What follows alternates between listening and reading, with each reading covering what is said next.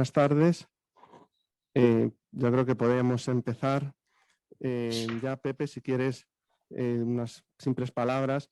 Hace unos días me dijo la profesora María Salvador Martínez, nuestra directora del Centro de Estudios de Partidos, que desgraciadamente ya no podía asistir y me pidió que como subdirector dijera unas breves palabras. En el plan de actuación de la memoria de nuestro Centro de Estudios de Partidos se cuenta como un punto importante la organización y celebración de jornadas que analicen la naturaleza jurídica de los partidos políticos, sus funciones, sus objetivos, ¿no? Y de forma más general, que potencien la cultura democrática y política de este país, ¿no? A tal efecto, bueno, pues yo creo que llevamos una política muy fructífera de colaboración con la Fundación Manuel Jiménez Abad, en concreto con su secretario general, el profesor Tudela, y solo en este curso, que como todos saben ha sido un curso especialmente problemático, ¿no? por la pandemia, pues hemos llevado a cabo diferentes jornadas, ¿no? Ya en noviembre celebramos la jornada sobre el proceso constituyente en Chile, ¿no? En la que participó nuestro presidente de honor, el profesor Óscar Alzaga, junto con otros profesores chilenos. En abril también celebramos otra jornada sobre Estado de Derecho y Poder Judicial en Polonia, en la que participó, entre otros, el profesor Bustos, Rafael Bustos, colega y compañero catedrático de Derecho Constitucional, y también como no, las jornadas de Derecho Parlamentario con la Fundación Jiménez Abad y, en este caso, el Instituto de Derecho Parlamentario de la Universidad Complutense de Madrid, ¿no? Las jornadas que comenzamos esta tarde tienen una particularidad, y es que traen causa de la colaboración con el Instituto de Derecho Público Comparado,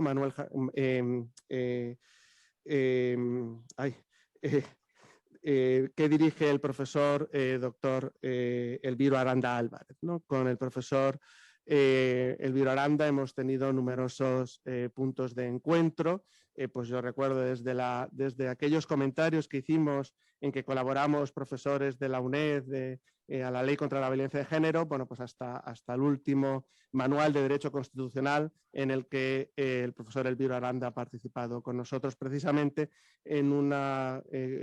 redactando el capítulo sobre el Parlamento, ¿no? Estas jornadas tratan sobre la proyección de los partidos políticos en el Parlamento.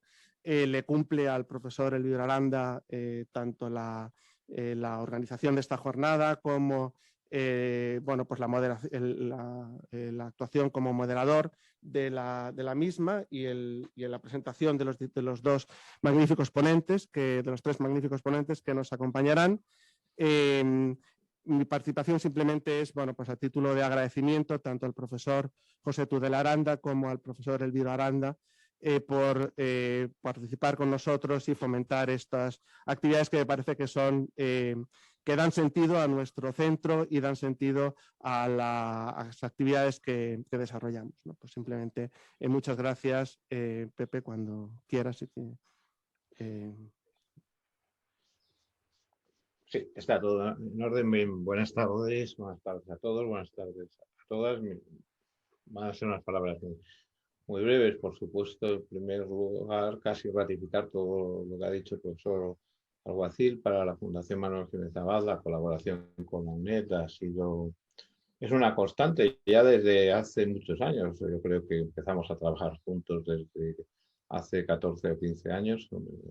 Tuve la suerte de encontrarme con Fernando Reviriego muy pronto y él me sirvió de introducción a ese magnífico equipo, y a partir de entonces hemos venido trabajando juntos y desde que se creó, especialmente también con el Centro de Estudios de Partidos. Y en ese sentido, pues simplemente reiterar mi agradecimiento y decir que continuaremos, ¿no? Bueno, también llevamos mucho tiempo colaborando con Elviro y hay muchas coincidencias, por lo tanto que se haya sumado el Instituto Manuel García Pelayo bueno, ya es sumado, en realidad es el organizador e inspirador de esta jornada, para mí es también una especial satisfacción. Gracias, por supuesto, a los tres ponentes y a todos aquellos que nos puedan estar hoy escuchando y que seguro van a dar lugar a un debate interesante. Simplemente apuntar una idea sobre lo que vamos a debatir. Vamos a debatir en principio sobre los partidos en el Parlamento. Al final vamos a debatir sobre el Parlamento, porque el Parlamento es en última instancia lo que los partidos quieren hacer con la institución. Y yo creo que a veces hay que desvelar los santos y bueno, no estaría mal también enfrentar a los partidos a su responsabilidad para con la institución. Siendo generoso, creo que se puede afirmar que bueno, no la cuidan con especial cuidado, con todo el cuidado con el que se debe tener con la institución central del sistema democrático. El Parlamento tiene una idiosincrasia especial, el Parlamento, por supuesto, se dirimen unos intereses, se debe a unas lógicas de mayoría, pero no deberíamos olvidar que como institución tienen también su propia lógica y esa lógica debería ser respetada. Si no se le cuida especialmente y si además no se responde a las exigencias derivadas de la transformación social, tecnológica, nos vamos a encontrar pues con una institución que para muchos ciudadanos es distante y para otros es decadente y sigue alimentándose de esa gloria inmanente que siempre tendrá, pero necesita algo más, necesita vigorizarse y para ello, en mi opinión, lo primero es que los partidos tomen conciencia de la importancia del Parlamento, de su responsabilidad con el Parlamento y para con cualquier otra institución. Un Estado no funciona sin unas instituciones fuertes y de allí el interés, creo, de esta jornada, en donde seguro que va a haber muchas ideas, en donde vamos a tener proyecciones más técnicas sobre cómo se traducen los partidos en los grupos, cómo funcionan esas dinámicas, pero yo quería dejar encima de la mesa esa reflexión de, bueno, por favor, tomemos todos conciencia de la importancia de la institución y respondamos en consecuencia. Elviro, me parece que... Antes de darle la palabra al Elviro, simplemente se me había pasado, que me habían comentado, tenemos 160 inscritos, ¿no? Lo cual es un número que creo que es importante y que además, teniendo en cuenta que hoy juega la selección española de fútbol, es algo a destacar, ¿no? Creo que es importante. Afortunadamente a las 9. Pero a las 9 no estamos aquí, ¿no? Espero no. Bueno, no sabemos. Todo hay que decirlo. Pues no alguien no me había dicho que era Jorge, por favor, no me asustes. Bueno, perdona. Me asusté, porque dije, no vaya a ser que sea un partido de los de las 6. No, yo no estoy informado. Yo es lo que había oído, pero vamos, no sé, a las 9. Pues Elviro, cuando quieras. Muchas gracias, Jorge, muchas gracias, Pepe. Pues, en fin, yo tengo que empezar, además de dando las buenas tardes a todos los que están conectados y nos están escuchando y van a participar en esta sesión. En primer lugar, lo que quiero hacer como director del Instituto de Derecho Público Comparado de la Carlos III, de reciente nombramiento director, tengo que decir, y estamos todavía en proceso de ir pergeñando diferentes actividades y líneas de trabajo e investigación, pues lo primero que tengo que hacer es agradecer tanto a Jorge en nombre del Centro de Partidos y a Pepe Tudela en nombre de la Fundación Jiménez Abad que nos hayan integrado en este proyecto, en esta actividad de debates constitucionales. La verdad es que para mí y para nosotros es un placer participar con vosotros, primero porque somos amigos y llevamos trabajando mucho tiempo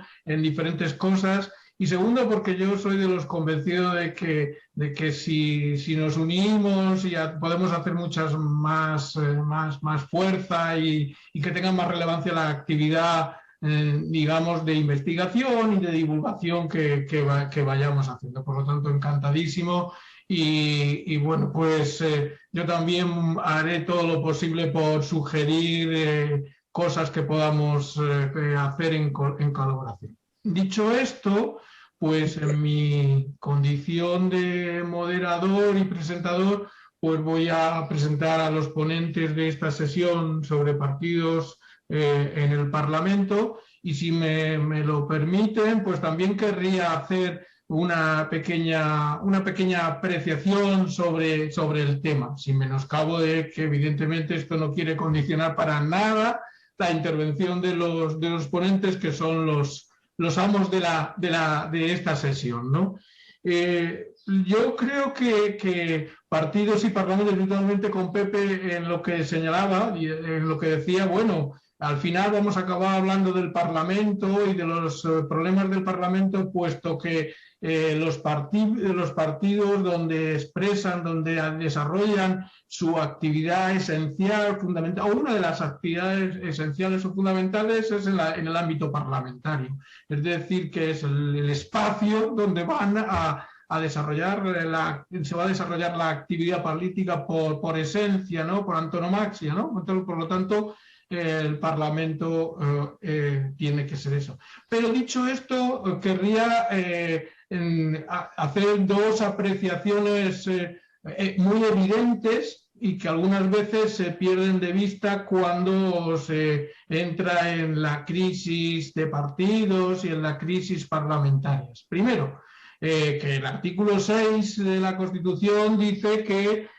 los partidos son piezas, bueno, el artículo 6 y la jurisprudencia del Constitucional son piezas esenciales, fundamentales para hacer efectivo el pluralismo político de nuestro modelo, ¿no? Y por lo tanto son fundamentales para la función representativa, para hacer efectiva la democracia representativa. Eso hace que los partidos políticos sean piezas fundamentales del sistema político, ¿no?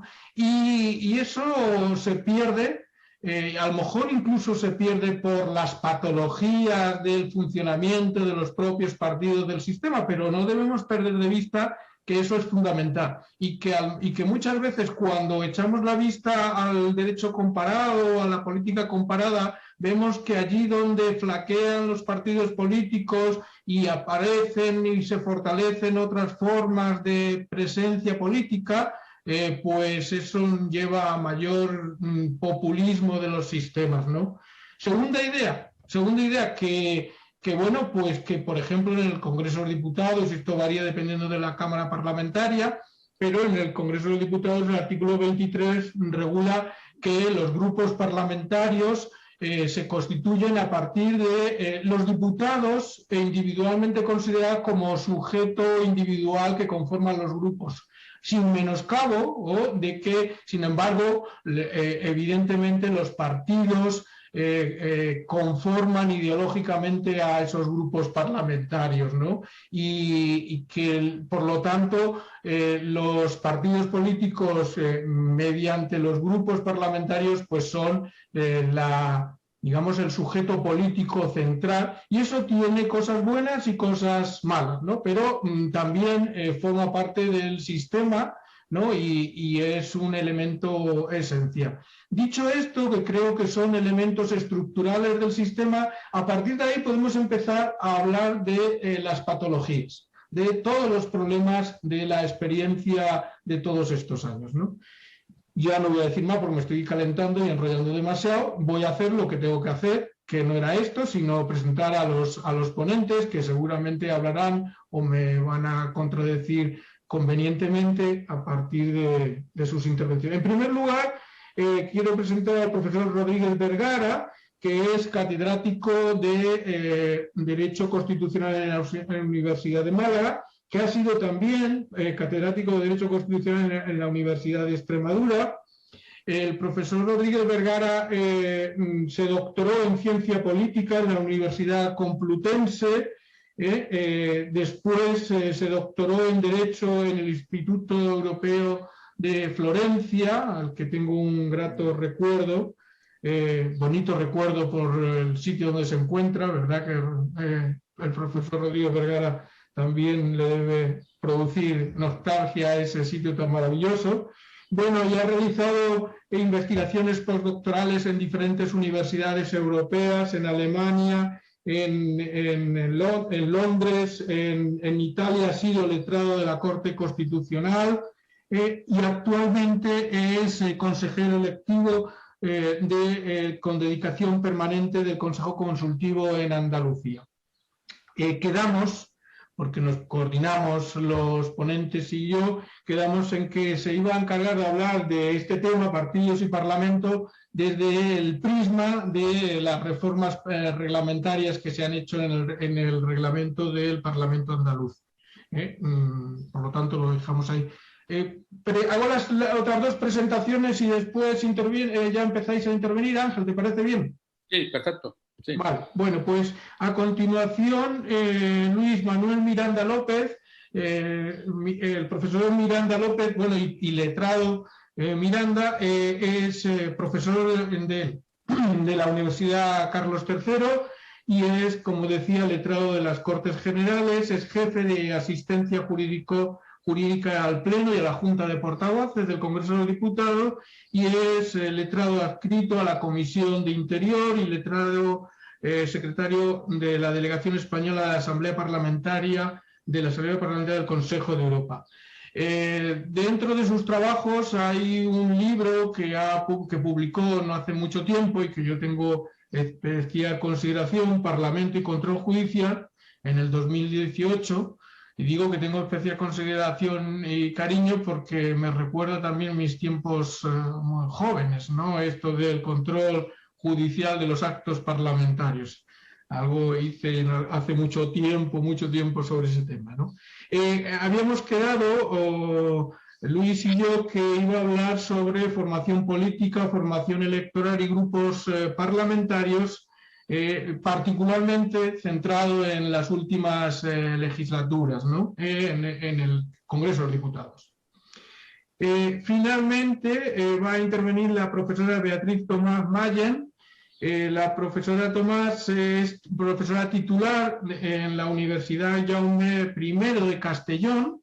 Ha realizado diversas estancias en la Universidad de París, en la Sapienza de Roma, ha realizado cursos de especialización también en el Instituto de Derechos Humanos de Estrasburgo y dentro de sus publicaciones tiene dos temas relevantes. Por un lado, el tema del transfugismo parlamentario y la democracia de partidos, que se corresponde con una obra que, si no recuerdo mal, fue tesis doctoral suya.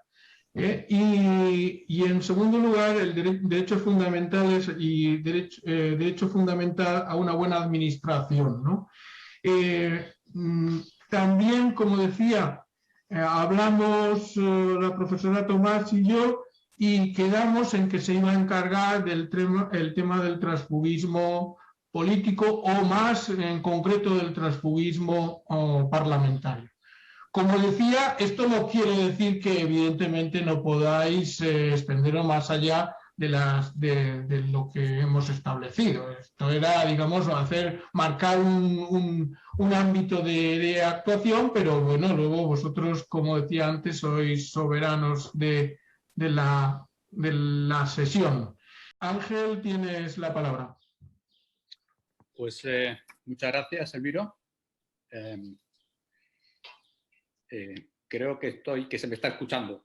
Si nadie me dice lo contrario, supongo que todo va bien, ¿no? Bueno, pues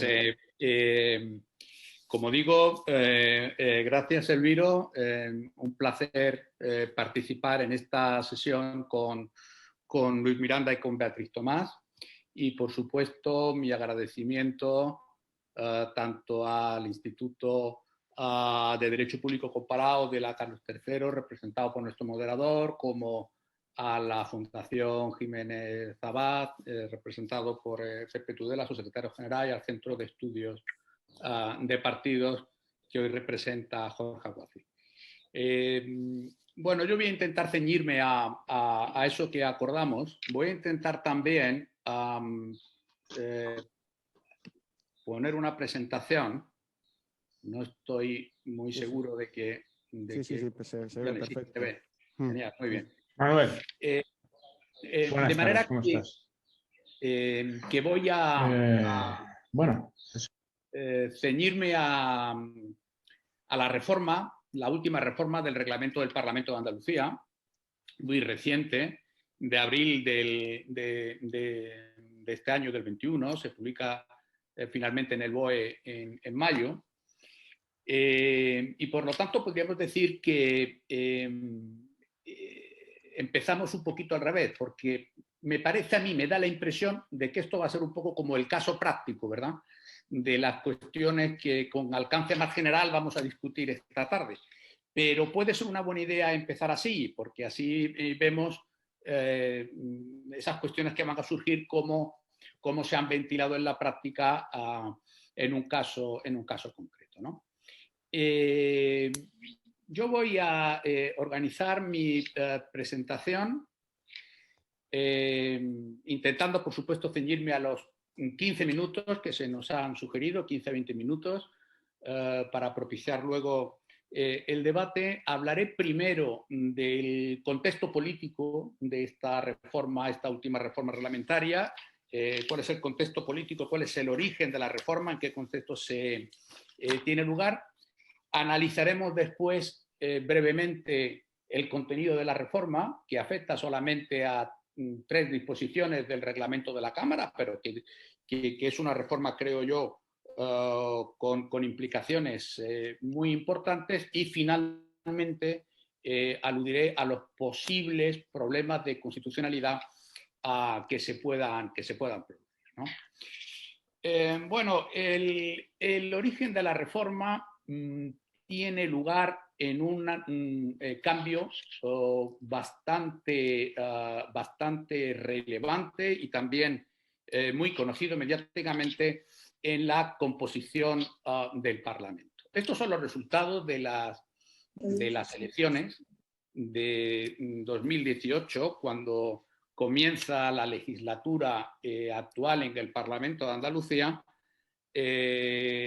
Como todo el mundo sabe, hay actualmente un gobierno de coalición sustentado por el Partido Popular y Ciudadanos, que no llega a la mayoría absoluta. Entre ambos tienen 47 escaños, de una mayoría absoluta de 55. El total de los escaños de la Cámara son 109, pero sustentado también con un pacto de legislatura con el apoyo de los 12 escaños de Vox. El grupo parlamentario más numeroso, sin embargo, es el del Partido Socialista, 33 escaños, y luego hay un quinto grupo parlamentario, el de Adelante Andalucía, digamos, para simplificar la marca con la que concurre Podemos en la comunidad autónoma, con 17 escaños. De manera que comienza la legislatura con estos 5 grupos parlamentarios. No hay grupo mixto, puesto que todos los partidos y coaliciones que concurren a las elecciones reúnen los requisitos para poder formar su propio grupo, y la legislatura echa a andar con esta conformación. Sin embargo, desde marzo de 2021 se ha producido un cambio importante que, como digo, está en el origen de esta reforma. Esta es la composición, la distribución en grupos del Parlamento en la actualidad. Las 2 modificaciones más interesantes son las que producen que ahora mismo hay nada menos que 10 de 109, 10 diputados no adscritos en la Cámara. Desde una reforma anterior, desde el año 2003, en cumplimiento del pacto antitransfugismo, no es posible en el Parlamento de Andalucía, como en otros parlamentos, no es posible pasar al grupo mixto si se abandona un grupo parlamentario de procedencia, de manera que esos diputados pasan a tener la consideración de no adscritos, pero en la actualidad el número de no adscritos es bastante relevante. Son nada menos que 10 diputados. Provienen, en un caso, de Vox, una diputada de Vox que abandona la disciplina del grupo, por lo tanto Vox pasa de tener 12 a 11 escaños en su grupo parlamentario, y sobre todo 9 parlamentarios del grupo de Adelante Andalucía, afines a la líder del grupo, a la diputada Teresa Rodríguez, que son, en noviembre de 2020, son expulsados del grupo Adelante Andalucía. Esa expulsión, como digo, está detrás de la reforma del reglamento. Es una expulsión que origina en su momento cierta litigiosidad, se recurre ante la mesa del Parlamento.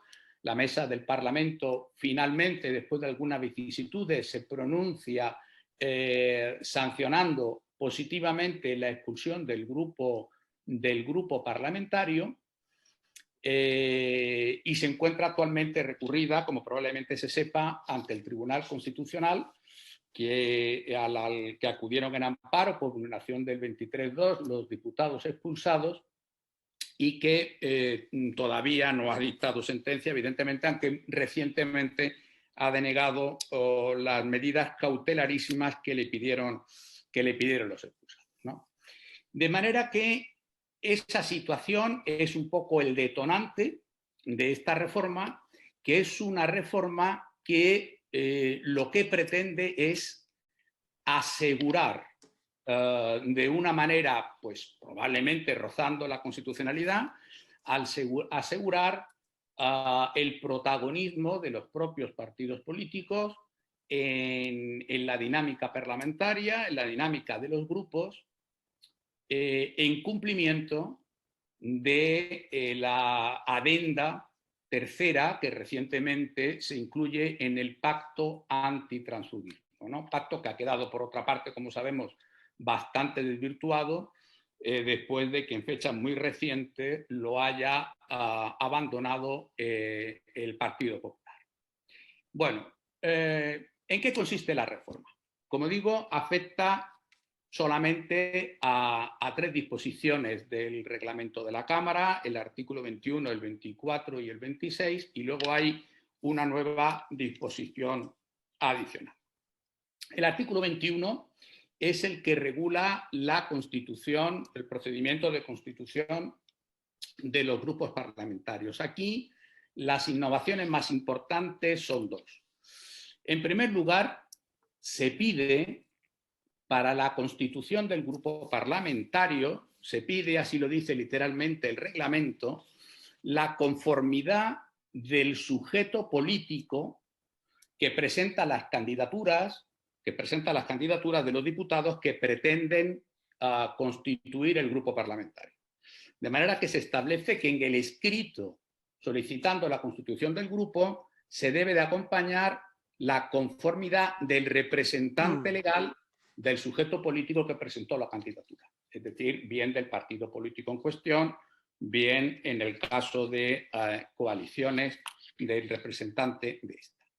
Y además, este dato también es interesante, se exige por primera vez a los grupos parlamentarios que en el momento de solicitar la constitución del grupo depositen también, comuniquen ante la mesa del Parlamento una normativa interna que se dice que estará en función de su capacidad de autoorganización, pero sobre la cual el reglamento del Parlamento exige un contenido mínimo, particularmente el procedimiento de incorporación de diputados al grupo parlamentario y el procedimiento de salida, bien por abandono, bien por expulsión del grupo parlamentario. Es decir, las situaciones o los aspectos, digamos, más conflictivos.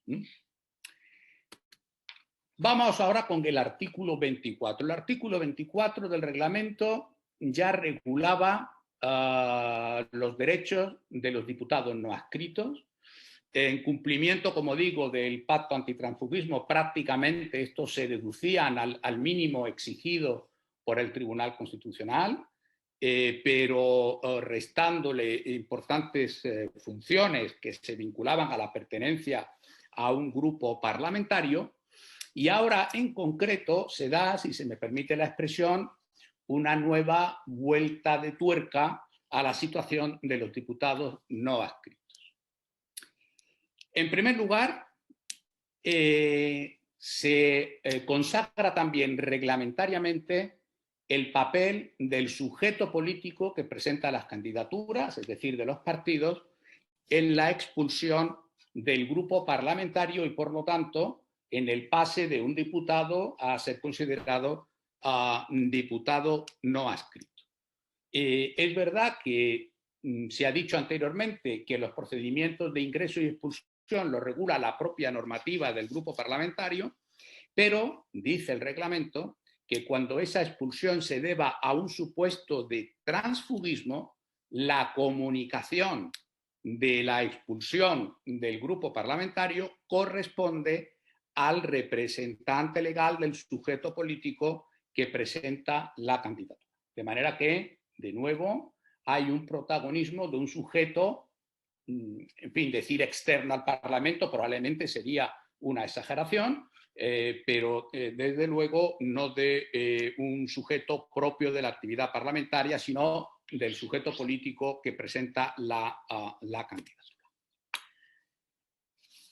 Se consagra también en los supuestos conflictivos, en la expulsión del grupo parlamentario, un importante papel de la mesa de la Cámara. Es verdad que cuando en el artículo 21 se dice que el grupo parlamentario comunica su normativa interna a la mesa, dice que ésta se limita a recepcionar ese documento y a constatar que tiene los mínimos que exige el reglamento. Pero cuando la expulsión de un grupo parlamentario puede generar un litigio, como es el caso que ocurrió en noviembre del año pasado con la expulsión de los 9 diputados del Grupo Adelante Andalucía, es la mesa de la Cámara la que resolverá, dice el reglamento, con carácter general o en cada caso, sobre las discrepancias que surjan entre los miembros del grupo parlamentario, como efectivamente hizo en el caso de la expulsión a la que me he hecho referencia. Y luego se consagra un principio que creo que podríamos llamar el principio de la proporcionalidad electoral.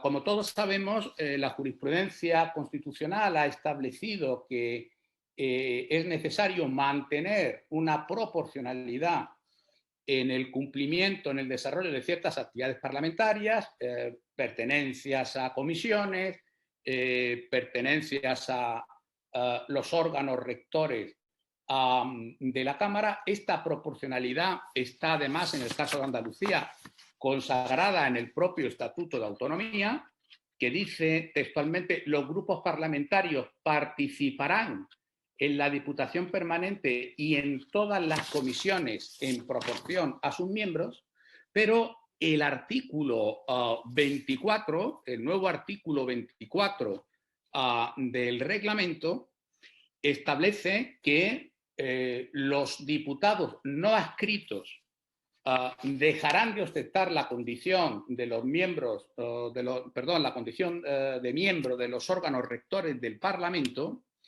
y además faculta a la mesa para establecer fórmulas que repongan la representación política emanada del proceso electoral, incluyendo, dice la reforma, incluyendo el voto ponderado. Es decir, se intenta mantener un principio de congelación de la proporcionalidad que hay en el momento electoral o en el momento de constitución de la Cámara, para que sea inmune al cambio o al abandono de diputados o a la expulsión de diputados de cada grupo parlamentario.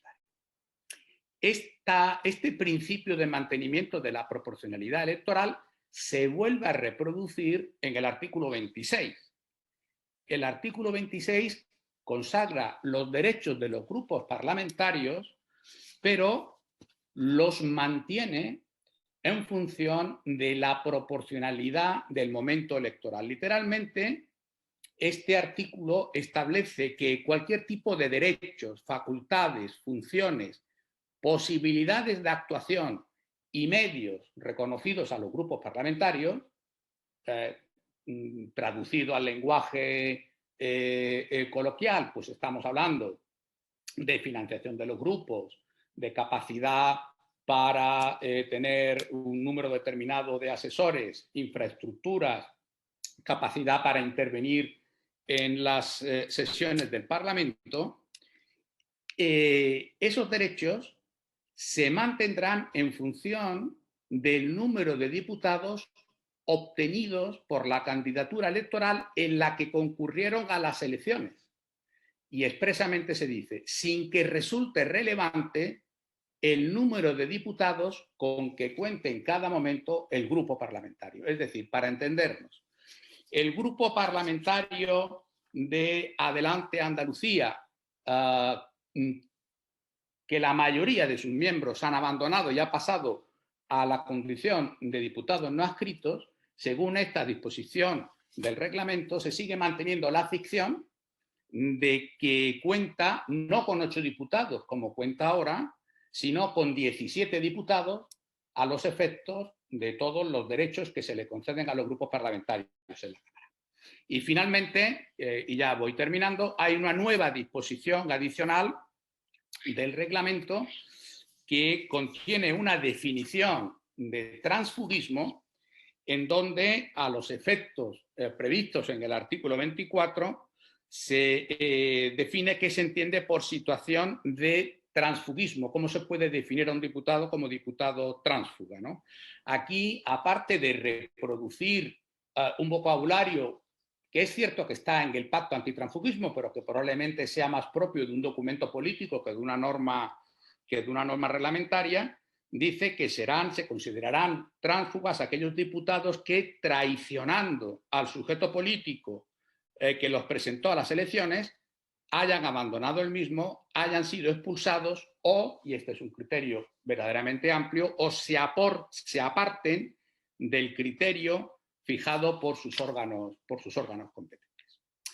Bueno, para no excederme del tiempo que se me concede, creo que es evidente que estamos ante una reforma que supone, como dije al principio, una vuelta de tuerca más en esta búsqueda del equilibrio entre el protagonismo de los partidos al que se aludía anteriormente y ciertos principios que deben de regir el funcionamiento de los parlamentos, ¿no? Los problemas de constitucionalidad, que yo creo que son evidentes, se pueden reconducir, bueno, pues a las cuestiones típicas que siempre surgen cuando hablamos de estos temas, ¿no? En primer lugar, la relación que tiene la reforma con el mandato representativo. Particularmente llama la atención que incluso en el uso del voto ponderado de los representantes de los grupos parlamentarios en las comisiones se pretenda seguir teniendo en cuenta el número de diputados para calcular el peso del voto ponderado que se tenía anteriormente. Es verdad que todavía, según mis noticias, no se ha producido una resolución de la mesa de la Cámara haciendo este cálculo, que supongo que en su momento podría ser impugnado, pero no es menos cierto que así se mantiene en el reglamento. También, por supuesto, en relación con el jus in officium, el otro límite, digamos, de los intentos de consagrar el protagonismo de los partidos frente a los representantes a los cargos públicos, pues tenemos problemas importantes, porque, claro, la congelación de la proporcionalidad electoral es verdad que no resta funciones a los diputados no adscritos. Los diputados no adscritos desde la reforma anterior prácticamente se veían reducidos al mínimo, al núcleo de sus funciones, ¿verdad? Pero claro, de lo poquito que dice el 23.2, como todos sabemos, es en condiciones de igualdad. Cuando un grupo parlamentario, a pesar de que no tenga ya el número de diputados que inicialmente tuvo, se le siguen concediendo una serie de derechos y prerrogativas como si este número no se hubiera alterado, creo yo que se pueden presentar también problemas. Y por último, siempre con el ánimo de suscitar el debate posterior, hay también un posible elemento de conflicto con el principio de autonomía organizativa de los parlamentos, porque está claro que se alude a la capacidad de autoorganización de los grupos parlamentarios como órganos del Parlamento, pero no es menos cierto que en un caso de conflicto, y es evidente que en los temas en los que estamos hablando siempre va a haber un caso de conflicto, se llama a la mesa de la Cámara a dirimir, a decidir, cuando hay una discrepancia en el interior de un grupo parlamentario, sobre todo en casos de expulsión, pero probablemente también en otros, digamos, a decidir, a inclinar la balanza en un sentido o en otro. En principio también parece que el principio de autoorganización de los grupos aquí se podría ver cuando menos afectado.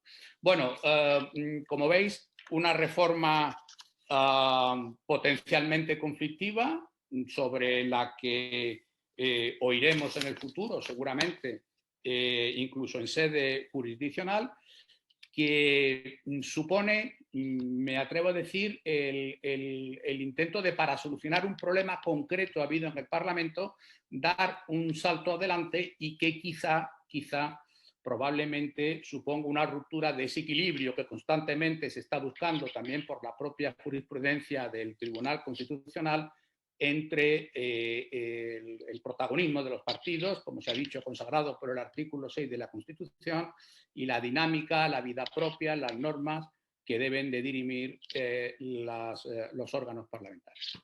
Nada más. Muchas gracias. Muchas gracias, Ángel. Ahora, después de oírte, entiendo plenamente por qué decías que querías dedicarte a hablar sobre la reforma del reglamento de Andalucía. Yo no conocía esta última reforma y decía, bueno, pues no sé, pero después de lo que has dicho, lo entiendo todo, lo entiendo perfectamente. La verdad es que me ha parecido maravilloso desde el punto de vista jurídico y político eso del sujeto político para constituir los grupos parlamentarios, muy interesante ese concepto, seguro que nos va a dar para mucho. El concepto de proporcionalidad electoral, el mantenimiento de la proporcionalidad electoral, una vez que han abandonado una serie de diputados, el grupo también va a dar mucho juego, con toda seguridad. Y bueno, lo del voto ponderado también diría, pero bueno, eso ya está aplicándose. En todo caso, muy interesante, como decías, que es un buen ejemplo de cómo el uso del poder tiende al abuso. Y los controles son fundamentales para limitar el poder que los grupos tienen, sin duda alguna. Y le doy la palabra a Luis Miranda para que haga su intervención. Gracias. Muchas gracias. Pues gracias, Elviro. Bueno, después de escuchar al profesor Rodríguez, tiraría mi presentación y entraría directamente en las cuestiones que ha suscitado desde la lectura o perspectiva del Congreso de los Diputados y los problemas que tenemos, pero bueno, imagino que luego habrá ocasión para ello y en todo caso, pues tampoco quiero dejar de contar lo que habíamos acordado. Tengo que comenzar, evidentemente, agradeciendo la invitación tanto al Centro de Estudios de Partidos Políticos de la UNED como a la Fundación Manuel Jiménez Abad y al Instituto de Derecho Público Comparado de la Carlos III y, desde luego, las amables palabras que me ha dirigido mi colega y amigo Elviro Aranda. También intentaré ajustarme al tiempo del que dispongo, aunque bueno, pues no pueda entrar a profundizar en un primer momento en aquellas cosas que desde mi punto de vista son interesantes. Como había adelantado Elviro, mi ponencia va a versar entre la relación entre formación política, formación electoral y grupo parlamentario. Es evidente que tradicionalmente en el ámbito del Congreso de los Diputados ha habido siempre una cierta correlación entre estos tres elementos hasta el año 2015. A partir de las elecciones del año 2015, en buena parte se ha roto esta conexión y esto ha conllevado una serie de problemas o eventuales problemas en el funcionamiento y la organización de la propia Cámara. De manera un tanto telegráfica, los problemas a los que voy a hacer referencia parten, en primer lugar, de la propia constitución de los grupos parlamentarios. Esto deriva a su vez en la existencia de grupos parlamentarios tendentes a funcionar como grupos mixtos y el tamaño que estos tienen. En el Congreso no existe la figura del diputado no adscrito, por tanto, el residuo se va al grupo mixto, pero se han ido creando otros grupos mixtos sobre el papel. La repercusión que esto va a tener en los dos elementos centrales de todo Parlamento, el propio debate parlamentario y el ámbito del procedimiento legislativo, y de manera muy lateral tocaré alguna cuestión relacionada con los medios personales y materiales, pero que indudablemente tienen una repercusión tanto interna y también externa al propio Parlamento. Desde hace también un tiempo se lleva hablando de, evidentemente, el Parlamento fragmentado como las dificultades para la formación o mantenimiento del propio gobierno y sacar adelante la agenda política del gobierno de turno. Pero la causa viene, como es natural, en el número de formaciones políticas y electorales que han concurrido a las elecciones y que se traduce en los escaños ocupados fundamentalmente a través de los grupos parlamentarios. Por tanto, la multiplicación que ha habido desde el año 2015 de las formaciones políticas y electorales ha generado ciertos problemas en la constitución de los grupos parlamentarios. A modo de recordatorio, los dos problemas clásicos que había en el Congreso de los Diputados para la constitución de los grupos eran, por un lado, el consabido préstamo de diputados, de tal manera que alguno de los grupos grandes prestaba temporalmente alguno de sus diputados a otros formaciones políticas pequeñas para poder formar grupo parlamentario. Esto tenía una consecuencia inmediata, que era aligerar el grupo mixto y permitir que existieran otros grupos parlamentarios, bien que en un número nunca superior a 6 o 7 en toda la Cámara.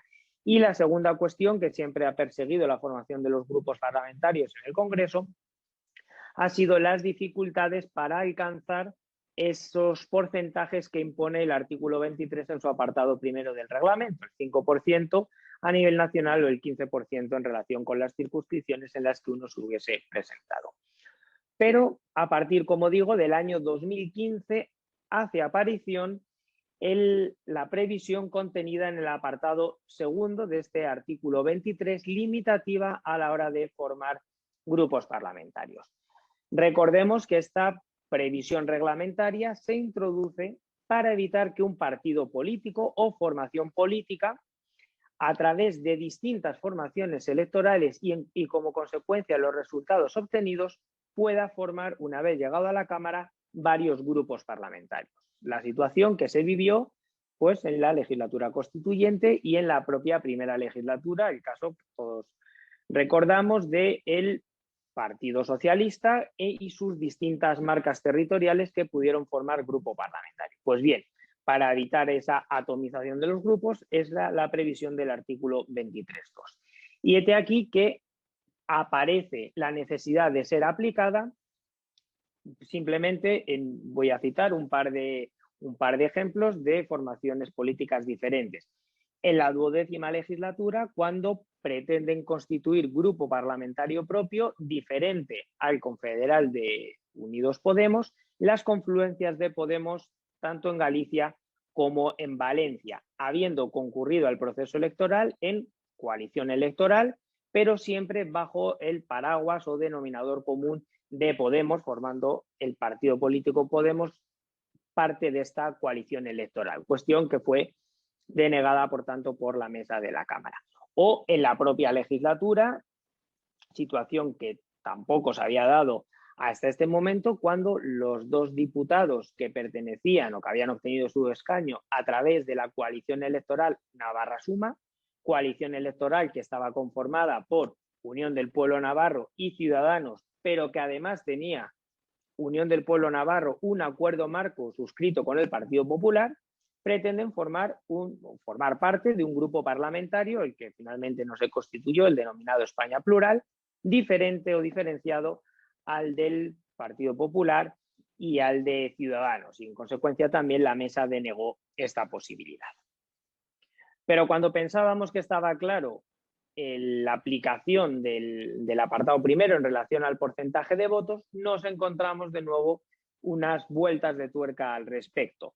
Y en este caso, sin extenderme más, también en esta legislatura hubo una diputada que pretendía hacer valer que su 15% era a título individual y no tanto de la formación política a la que había concurrido a las elecciones. Y por otro lado, hubo unos diputados que pretendieron sumar para alcanzar ese 5% de los votos a nivel nacional, los votos obtenidos por diferentes coaliciones electorales que tenían un denominador común de un determinado partido político, cuando la Junta Electoral Central las había considerado como candidaturas independientes. Y, por supuesto, nada de ello fue tenido en cuenta. Pero la consecuencia de la existencia de tantas formaciones electorales, como he indicado con anterioridad, ha llevado a que no haya una identificación tan clara entre formación electoral y grupo parlamentario. Y esto así que mientras que antes solo había un grupo mixto, hoy podemos encontrar hasta 3 grupos parlamentarios de naturaleza heterogénea. El mixto propiamente dicho, el grupo parlamentario plural y el grupo parlamentario confederal de Unidas Podemos en Comú Podem, Galicia en Común. Que es cierto que ahora al estar en gobierno de coalición no es tan llamativa esta presencia heterogénea dentro de la Cámara.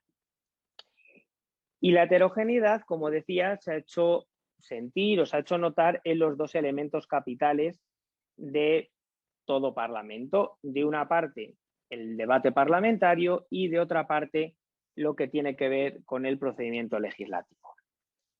En cuanto al debate parlamentario, en el desarrollo de los mismos, el tradicional privilegio reglamentario del que gozaba el grupo mixto, en virtud del cual podían intervenir en cada debate hasta 3 diputados del grupo mixto, se ha extendido automáticamente al grupo parlamentario plural y en otras legislaturas también al grupo parlamentario de Unidas Podemos o Unidos Podemos según la legislatura. Y ya si hablamos de los grandes debates, investidura, mociones de censura, que últimamente hay bastantes, debate de totalidad de presupuestos generales del Estado, comparecencias del presidente del Gobierno en pleno, intervienen todas y cada una de las formaciones políticas que conforman todos los grupos parlamentarios, de tal manera que automáticamente se duplica el número de intervinientes.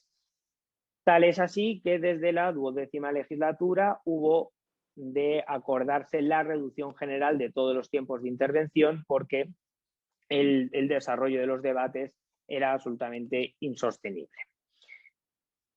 Pero si esto ocurre en los debates, más grave puede ser lo que ocurre o ha ocurrido en el procedimiento legislativo.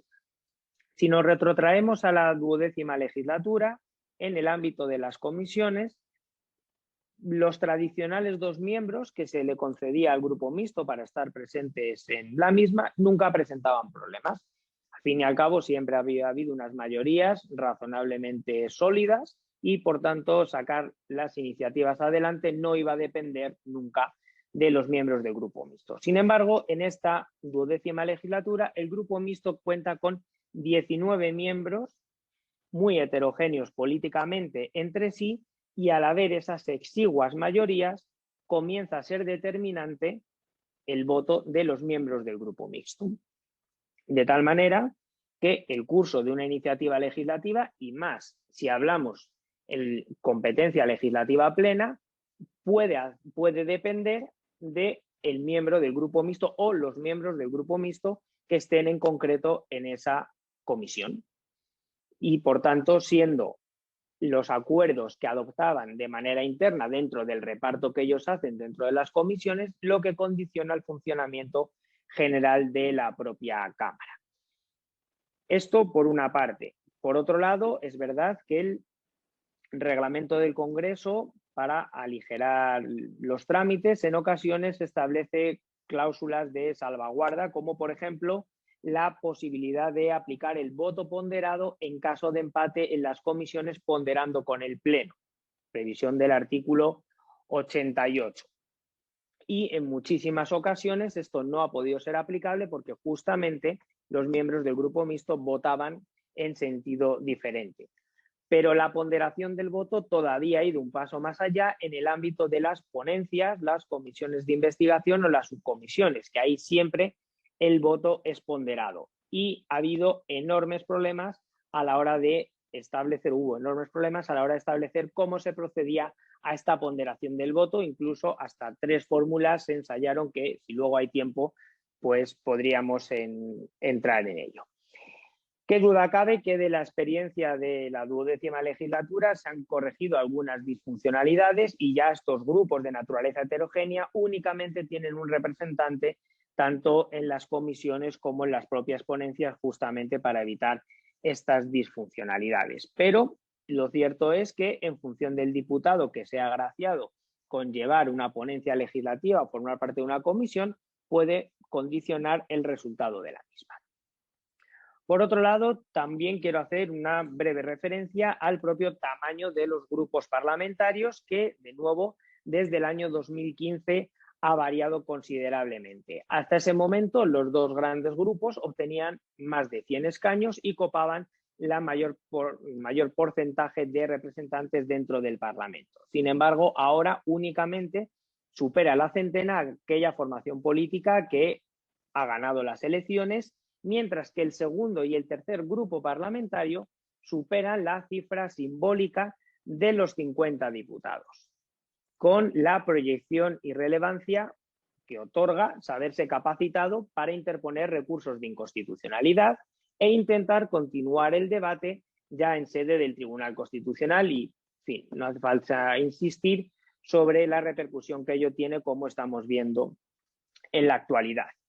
Y a su vez, el tamaño de los grupos parlamentarios, habiéndose incrementado notablemente, supone que tengan mayores recursos, tanto personales como materiales, y por tanto mayor capacidad de actuación parlamentaria.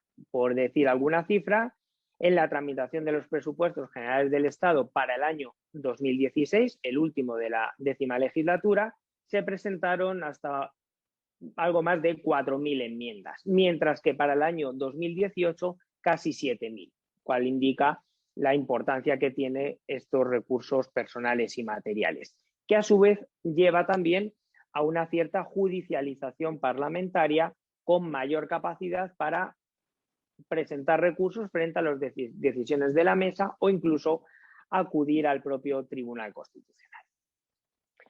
He querido esbozar las principales cuestiones, pero acabo ya con unas breves conclusiones. Indudablemente, el mapa político y electoral ha sufrido un cambio de raíz y esa reestructuración en la dispersión del propio voto ha llevado a un nuevo reparto de escaños, incluso que desaparecieran de nuestro Parlamento 2 grupos parlamentarios clásicos, como era el catalán o el propio de Izquierda Unida. Los resultados de las últimas elecciones generales arrojaron a priori una composición de la Cámara imposible. 29 formaciones electorales, algunas viejas conocidas, volvían a la carrera de San Jerónimo, y desde luego la gran novedad, la presencia por primera vez de una agrupación de electores, cual es la de Teruel existe, y a resultas de todo ello, 10 grupos parlamentarios con extrañas parejas de baile internas.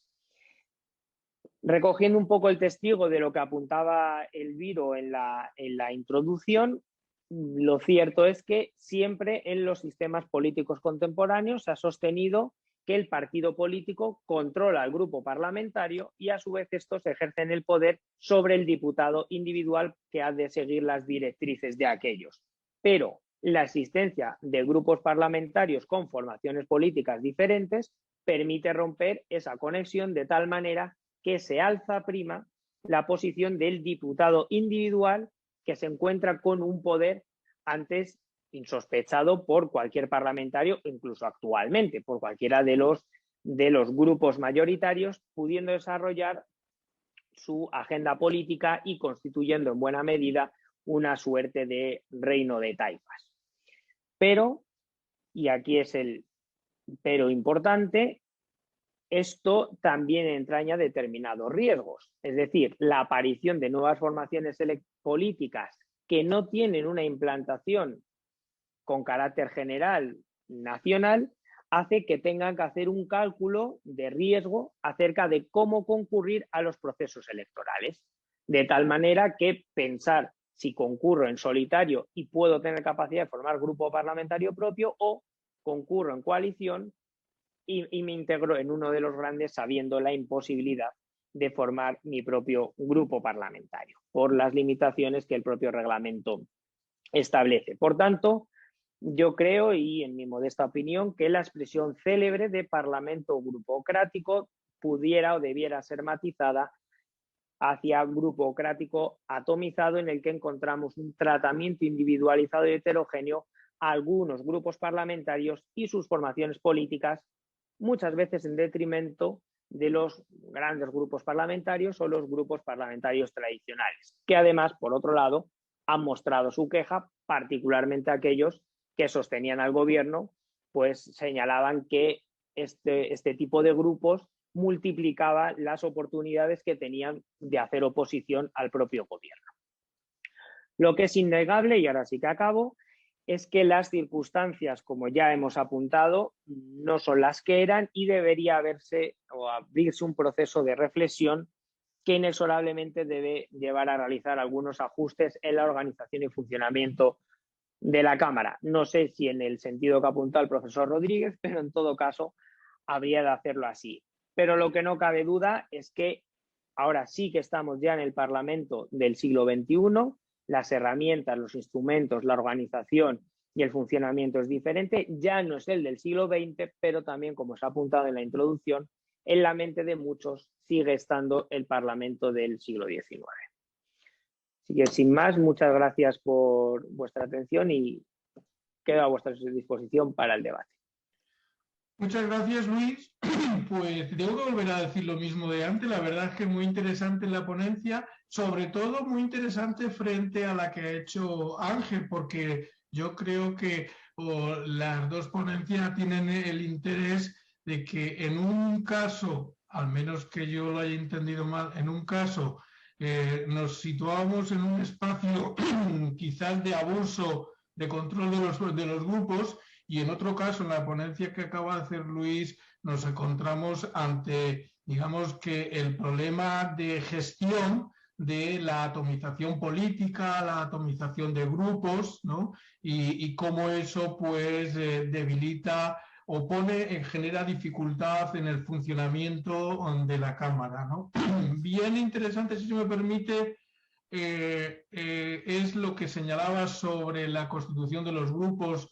Esto es algo muy clásico de la ingeniería parlamentaria y política, ¿no? Estas estrategias de cesiones de diputados y demás, ¿no?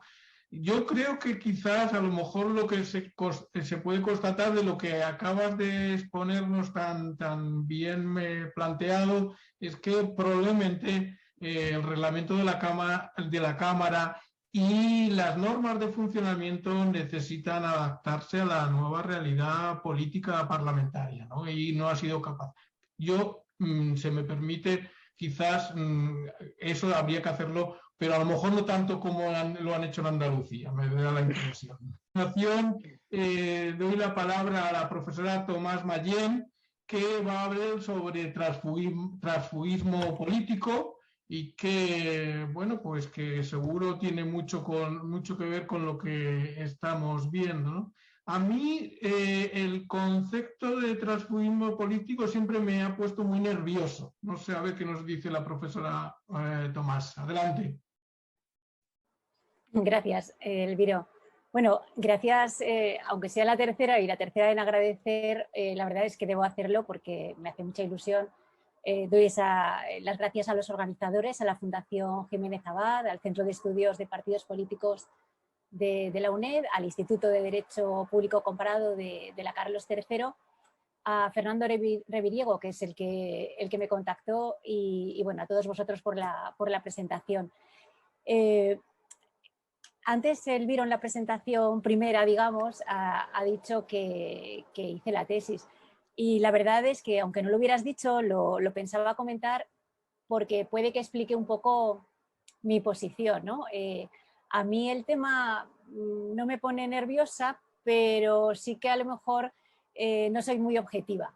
Tengo una especie, no sé si caí en esto del síndrome de Estocolmo, pero mantengo con los tránsfugas, con todos en general, una relación casi de amor-odio. Y desde entonces tengo la costumbre de todas las viñetas sobre tránsfugas, y os aseguro que hay muchas, de humoristas de Forges y de otros muchísimos humoristas gráficos magníficos, pues tengo por costumbre recortar o imprimir y voy empapelando una pared de mi despacho. Y claro, el libro, la monografía, tú Elviro, no has dicho mi edad, desde luego, pero casi la digo yo, porque esa monografía, fruto de la tesis, tiene 20 años, y eso quiere decir que el fenómeno lo empecé a estudiar hace más de 25. Y es horrible echar cuentas con el tiempo, pero es que lo que me sorprende es que yo creo que el debate es exactamente el mismo que hace 25 años, y creo que si nos volvemos a encontrar ya muchos de nosotros jubilados dentro de 25, pues posiblemente estemos en el mismo sitio. Bueno, con algunos perfiles distintos, pero básicamente. Esto por un lado es tranquilizador y por otro no tanto, ¿no? Bueno, es un fenómeno que tiene... Yo encuentro, o quizá lo que más en su momento más me llamó la atención, y la verdad es que luego lo he seguido un poquito en algunas... Ahora hacía tiempo, he agradecido especialmente que este sea el tema porque me ha permitido volver a leer con un poco más de profundidad, pero es que es un tema apasionante porque es muy humano, es que es un fenómeno, yo creo que muy humano, porque hay muchas pasiones siempre en juego, pasiones a veces bajas, cuando el transfugismo es corrupción o implica un transfugismo retribuido, hay detrás diversas corruptelas, se lleguen a probar o no, pero esas pasiones, digamos, más bajas, y otras veces pues no tenemos por qué pensar que son tan bajas. A veces los tránsfugas, técnicamente llamados así, esgrimen valores o principios que, en fin, muy defendibles. En ese caso, dependiendo de las pasiones en juego, de cada situación concreta, pues la obra, digamos que va de tragedia griega a sainete, que también es muy nuestro. O sea, son situaciones muy distintas. Esto de las pasiones me hace pensar también en el tema que va detrás del transfugismo, al menos cuando no se ve tanto desde el punto de vista técnico, jurídico, sino más bien del político, del sociológico, en fin. Pues siempre aparece el tema de las lealtades. Y antes Ángel ha hecho referencia a la disposición adicional y habla, siguiendo al pacto antitransfugismo, al que luego me referiré muy brevemente, de traición. Cuando hablamos de pasiones, de lealtades, de deslealtad, de traición, de todas estas cosas, la verdad es que, bueno, la cosa por lo menos interés tiene. Y a veces se dice lealtad en singular, pero es que son muchas lealtades en juego, y esto también se ha estudiado mucho. Estoy pensando en un trabajo bastante reciente de Alex Català, pero bueno, por muchos autores. Es lealtad a la Constitución, lealtad a las leyes, o sea, marco constitucional, marco legal, pero al partido, al grupo, al electorado, a la ciudadanía en general, y cada una de estas realidades tampoco son monolíticas, porque a veces se habla del electorado como si todo el electorado, en fin, fuera en bloque, y tampoco es así. Por eso todo este tema, aun siendo muy interesante, y además tengo mucha presión por ser la tercera, no solamente por el interés de lo que han contado Ángel y Luis, sino porque es que se han ajustado tanto al tiempo que voy a ir así como a salto de mata porque temo excederme y no cumplir como ellos. Yo el tema de las lealtades no quería profundizar porque creo que bueno, al menos quisiera, se puede hacer de otras maneras, pero los minutos de que dispongo quisiera hablar del transfugismo desde un punto de vista o de una perspectiva más técnica o más jurídica o más, no sé cómo decir, más tangible. Y si nos ponemos con deslealtades y estas cosas, me dediqué en su tiempo, y bueno, y otros muchos autores lo han hecho también, a delimitar pues con mucho detalle todas las motivaciones muy diversas del transfugismo, y entonces pues aparecen como muchos tipos, ¿no? de muchas modalidades de transfugismo. Pero al final yo creo que es más práctico, más eficaz, si se quiere, intentar sintetizar mucho, ir a lo esencial, ¿no? Y en ese sentido, tránsfuga, creo que deberíamos, bueno, a mí me parece que debería acotarse mucho el concepto, y tránsfuga sería aquel parlamentario que mantiene el escaño. Bueno, si nos vamos al ámbito municipal podríamos decir prácticamente lo mismo, pero por quedarme en el ámbito parlamentario, pues aquel tránsfuga que mantiene el escaño a pesar de que abandona voluntariamente su grupo natural que le corresponde, y esto puede hacerse al principio, en la propia sesión constitutiva, o después.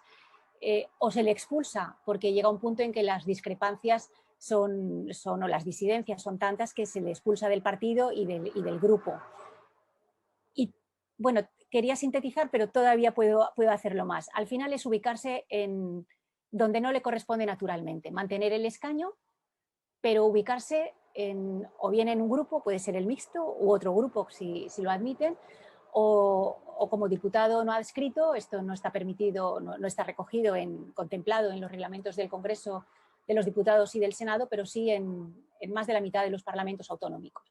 Al final es estar sorprendentemente fuera del escaño en el que los ciudadanos te pusieron porque ibas en las listas de un partido, de una formación determinada. Y esto es la condición objetiva, no ubicarse en el grupo natural, vamos a decir así, o propio. Claro, esto me lleva a decir que no es necesario que la salida del grupo vaya acompañada de una actuación relevante. Digo, relevante a la que es determinante para constituir o mantener o cambiar mayorías de gobierno. Esto iba a decir solo es la cuestión del para qué. Digo solo entre comillas porque el para qué es importante. Claro, la mayoría de tránsfugas, la mayoría afloran en estas situaciones, pero también es imaginable, no es tan frecuente, pero es imaginable que en situaciones de normalidad, vamos a decir, sin mociones de censura, sin cuestiones de confianza, sin investiduras de por medio, las disidencias con la dirección del partido llegue a un punto en que sean insostenibles y el disidente o el discrepante decida contra viento y marea, contra el partido cuyas listas se presentó, incluso contra la opinión vamos a llamar el electorado, aunque ya he dicho antes que no es monolítico, contra la opinión pública en general, mantener el cargo, mantener el escaño. Así que el para qué, el cómo y el cuándo son importantes, pero no es lo esencial desde mi punto de vista para el concepto técnico de tránsfuga. Claro, este concepto técnico en el que, digamos, un tránsfuga, voy a decir una perogrullada, pero un tránsfuga, es aquel que está donde no le era natural, casi diría que no puede ser contemplado por casi nadie, y menos por los que son tránsfugas. Y por poner así ejemplos muy conocidos y muy brevemente, se dan tantas situaciones, con el término tránsfuga se ha pretendido pues insultar o utilizarlo de forma peyorativa con personas que no han sido tránsfugas. Serán otras cosas, serán disidentes, discrepantes, pero en absoluto han sido tránsfugas porque han abandonado el escaño. Estoy pensando ahora en Rosa Díez, cuando abandonó el escaño del Parlamento Europeo en el grupo socialista europeo. Recuerdo que en prensa se le llegó a llamar tránsfuga y ya se defendió, pero es que creo que no hacía ni falta. No era tránsfuga, era otra cosa, pero no era tránsfuga. Otros sí han sido tránsfugas, pero tampoco les ha gustado el término, aunque al cabo del tiempo lo hayan reconocido. Y otro muy conocido, también porque es colega de la disciplina, Jorge Bestringe, cuando abandonó hace tantos años el grupo de Alianza Popular, y yo creo que pretendió recalar en el grupo socialista y no sé si en algún otro, pero finalmente fue al grupo mixto. Bueno, al cabo del tiempo, en unas memorias que escribió, se llaman Memorias de un maldito, me parece, o Memorias malditas, creo que Memorias de un maldito, pues reconoció al cabo de muchos años que mantuvo el escaño y que fue tránsfuga, y yo creo que se arrepintió de ello. Decía que al final fue un tema casi de un interés económico, porque era su sustento en aquel momento y, en fin, situación personal le llevó a ello, ¿no? Vino a reconocer. Y por irme a un caso que además voy a ahorrarme contar, porque lo ha contado Ángel muy bien, y es el Teresa Rodríguez y el resto de diputados de Adelante Andalucía. A ella se le llamó tránsfuga antes de que realmente lo fuera. Digamos, ya cuando empezaron las disidencias dentro de la formación, y ella se defendió en prensa diciendo: llamadme radical, llamadme no sé qué otras cosas, pero no tránsfuga. Ahora, como diputada no adscrita, sí que técnicamente podría serlo, o se podría definir, pero se le empezó a llamar ya tránsfuga en prensa mucho antes. Por eso digo que esa definición técnica, digamos, o muy restrictiva, que es la que yo creo que sería práctica, pues comprendo que a los protagonistas de la historia no les guste. Y he hablado de esta, de la definición que yo creo que la que a mí más me convence, pero claro, no puedo olvidarme de mencionar, y creo que antes, no sé si ha sido Elviro o Ángel, ha hecho referencia al pacto, me parece que ha sido Ángel, al pacto antitransfugismo, porque claro, la reforma del reglamento del Parlamento andaluz bebe de ese pacto.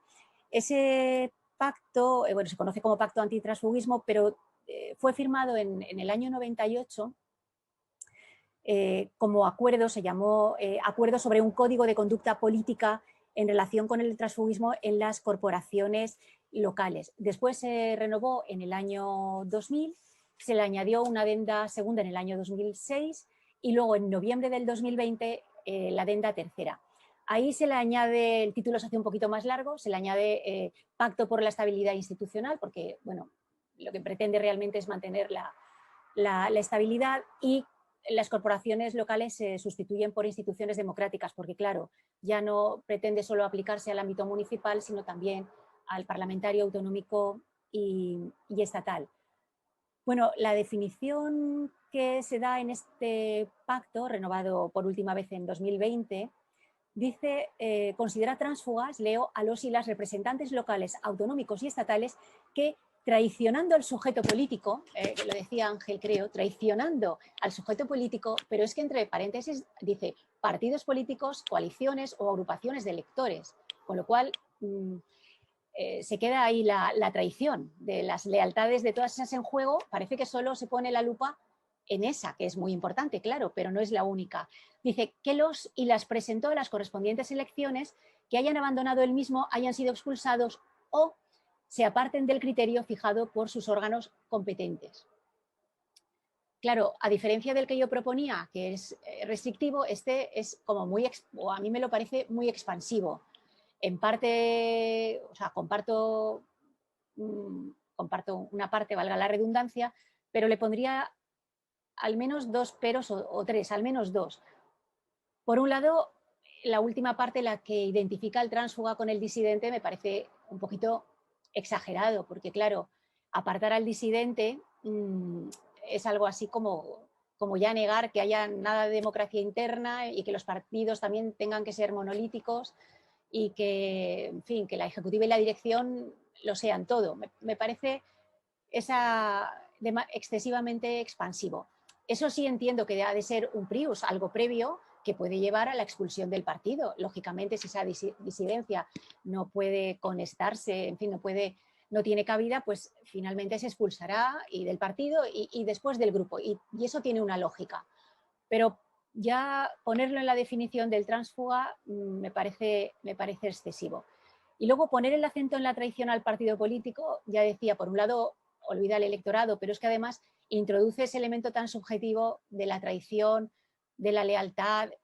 esto que al principio yo, desde un punto de vista técnico-jurídico, me parece un poco más preocupante. Bueno, hasta aquí voy a mirar la hora y directamente empezar a hablar más rápido o abreviar.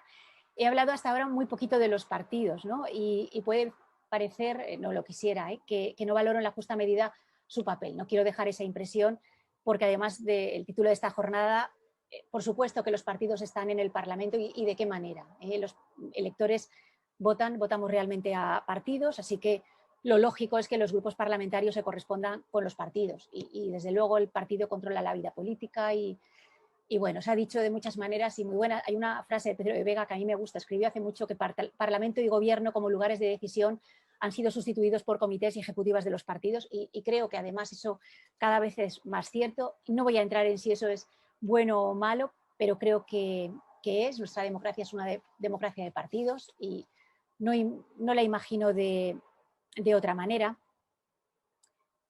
Es incontestable que la relación de representación la tiene el parlamentario con los electores, pero gracias al partido.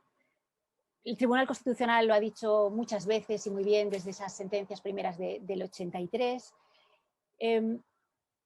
Desde luego, no podemos olvidar la prohibición de mandato imperativo del 67.2. Me viene a la cabeza que en una de sus obras, López Guerra hablaba, me llamó a mí mucho la atención cuando era estudiante, decía que no es infrecuente, incluso que no era infrecuente la ejecución de los representantes de las ciudades que hubieran aprobado impuestos para los que no hubieran sido autorizados, y con este argumento hay otros muchísimos, pero con este casi me valía para alegrarme de olvidarnos del mandato imperativo y de que se prohibiera. O sea que desde luego los partidos políticos son mucho más que mediadores, ¿no?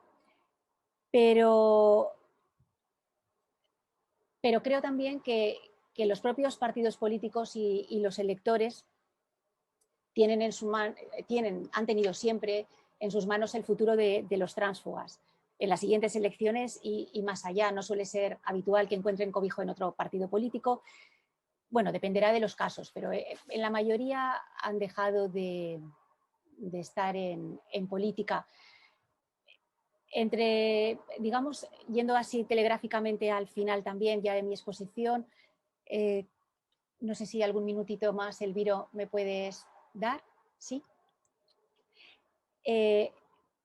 Yo desde luego, algunos autores incluso han llegado a proponer en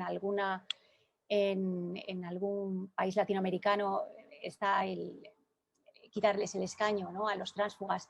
Desde luego esto no es posible con nuestra Constitución. El problema es en cómo, digamos, aislar al tránsfuga o cómo poner freno al transfugismo político, que esto es una finalidad constitucionalmente legítima y además lo ha dicho el Tribunal Constitucional, establecer ciertas limitaciones en el estatus del representante, pero sin mermar, sin vulnerar el núcleo de la función representativa. Y eso es lo complicado. Ángel ha comentado, ¿no?, que tendremos seguramente, no sé cuánto tardará, pero en fin, una nueva resolución del Tribunal Constitucional en este sentido. Todas son convenientes porque van definiendo, delimitando mejor cuál es ese núcleo de la función. A mí me parece que ahí se ha ido un poquito demasiado lejos, porque nos cargamos, creo, ese vínculo de representación. Y bueno, como conclusiones, bueno, una la he dejado, creo, o he intentado dejarla clara, mejor un concepto técnico y restrictivo que distinguir entre tránsfugas buenos y malos, ¿no?, algunos llamados así, o tránsfugas buenos, o traidores, o felones, o lentejos. Me gusta mucho la idea de un artículo de Torres Muro, que creo que recordaréis, en la que habla del elogio moderado. Es un poco provocador y él lo dice, ¿no?, elogio moderado del tránsfuga, pero también se ha dicho, yo creo que García Roca y Rubio Llorente, y bueno, y otros muchos lo habéis comentado también, que no todos los tránsfugas son tan malos. Bueno, al menos había dicho yo que era un fenómeno muy, muy humano.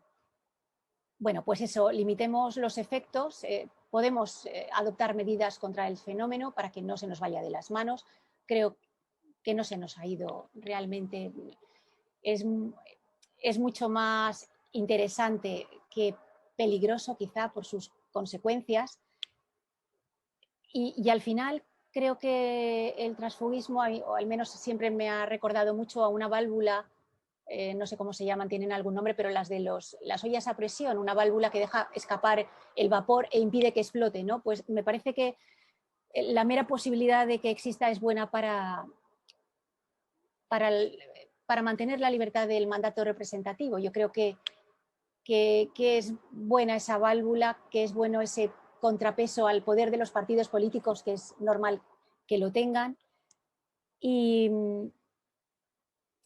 que eso, que al limitar los efectos tengamos mucho cuidado, no nos vayamos a cargar el 23.2, que creo que es inescindible del 23.1, y nos cargamos también ya la participación de los ciudadanos de paso, ¿no? Además, me parece que debemos tener mucho cuidado con eso.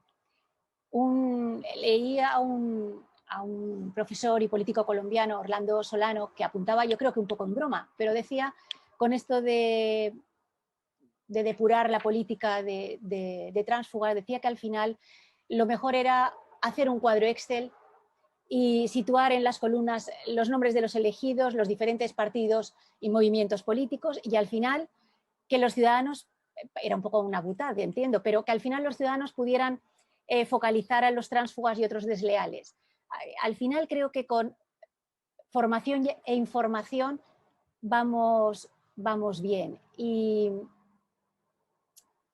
bueno, otra frase, porque me gustan mucho y admiro a Pablo Lucas Morillo, decía que el transfugismo manifiesta uno de los aspectos vidriosos de la representación en la que se encuentra por completo incardinado, y como esta sobrepasa en el fondo los límites jurídicos para convertirse en un problema metajurídico en el que se implican la ética, la moral y la cultura política. Y yo estoy completamente de acuerdo con él. Por eso creo que el tema es tan apasionante, porque va más allá del derecho, aunque pretenda o haya pretendido acotarlo, ¿eh?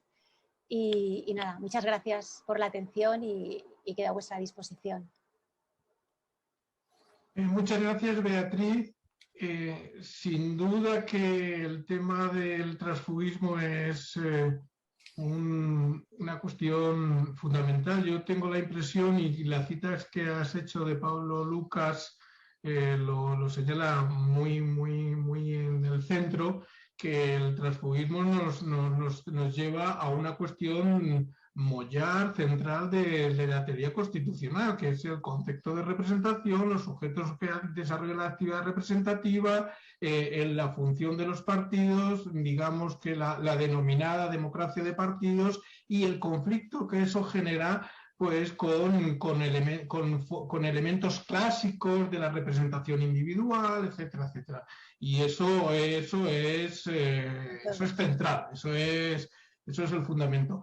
Claro, quizás aquí la cuestión está cuando los partidos en las instituciones tienden a excederse. Yo en mis tiempos mozos fui diputado y tuve la oportunidad de participar en la reforma de la Ley Orgánica del Régimen Electoral en varias ocasiones, porque hicimos varias reformas en mis dos legislaturas. En las dos legislaturas fui diputado y participé. Conforme te estaba escuchando, estaba pensando en la reforma que hicimos ya en la segunda legislatura mía, del artículo 100, lo estaba mirando, de la ley, el artículo 197 de la LOREC. Ese artículo hace referencia a la moción de censura municipal en los ayuntamientos, y cómo no se dice tránsfugas, pero cuando los concejales se iban del grupo del alcalde, eso tenía que suponer aumentar el porcentaje. Yo cuando discutía en la ponencia este asunto me ponía de los nervios, decía, pero si esto va a ser inconstitucional, sí o sí. Yo me acuerdo que cuando se lo comentaba a los que mandaban, me miraban con una cara, con unos ojos como diciendo, ¿de dónde ha salido? ¿No? Bueno, luego el Tribunal Constitucional lo declaró inconstitucional. Y claro, el problema es ¿no? El problema es cuando llevamos al derecho cosas que no puede ser, ¿no? Y abrimos el debate, se puede pedir se puede alzar las manos y hacer intervenciones de preguntas, consideraciones, como queráis. Adelante.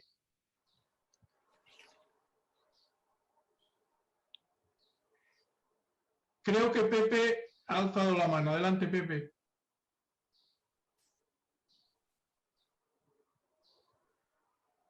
Tienes el micrófono apagado. Pepe, el micrófono. El micrófono. Ahora.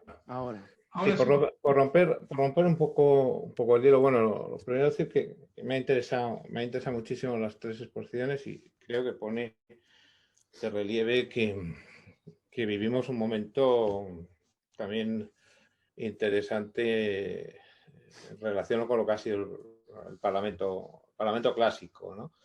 Sin duda, gran parte de ello se debe a la alteración de las circunstancias políticas. O sea, me parece que hay un paralelismo allí. Lo primero, constatar una circunstancia, Luis, que me parece fundamental.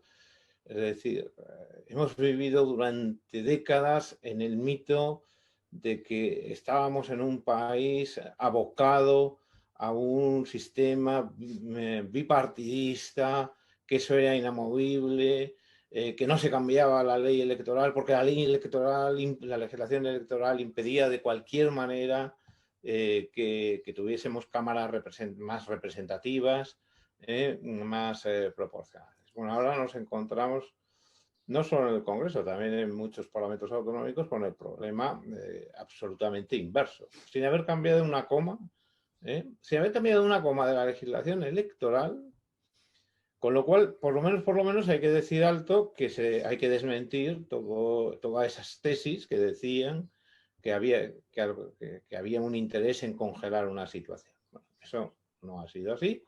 Cuando los ciudadanos han querido cambiar, todo ha cambiado. Todo ha cambiado. Y ahora, pues a lo mejor estamos en el problema inverso. Porque malo es que el Parlamento se encuentre en una situación tan inestable como que no sepamos cuál puede ser el devenir de una ley, pero es que el peor es que hay muchos gobiernos, empezando por el gobierno de la nación, que gobiernan sin mayoría. Y se ven absolutamente condicionados en cualquiera de sus decisiones por esa ausencia de mayoría. Yo creo que lo sucedido durante el estado de alarma es un ejemplo elocuente de ello, pero podríamos citar otros. Nos estamos acostumbrando a una forma de gobierno parlamentaria en la que el gobierno no tiene mayoría y el Parlamento es impredecible. Ahí hay una cierta patología. Bueno, para mí lo de Andalucía, por cierto, Ángel, me acaban de mandar el chat de que 2 diputadas más han dejado el grupo de Adelante Andalucía. O sea, ya está reducido a 6. Y eso me conecta con la última intervención.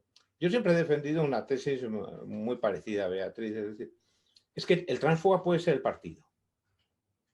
El tránsfuga puede ser el partido el que cambie radicalmente aquello que ha ofrecido a sus electores.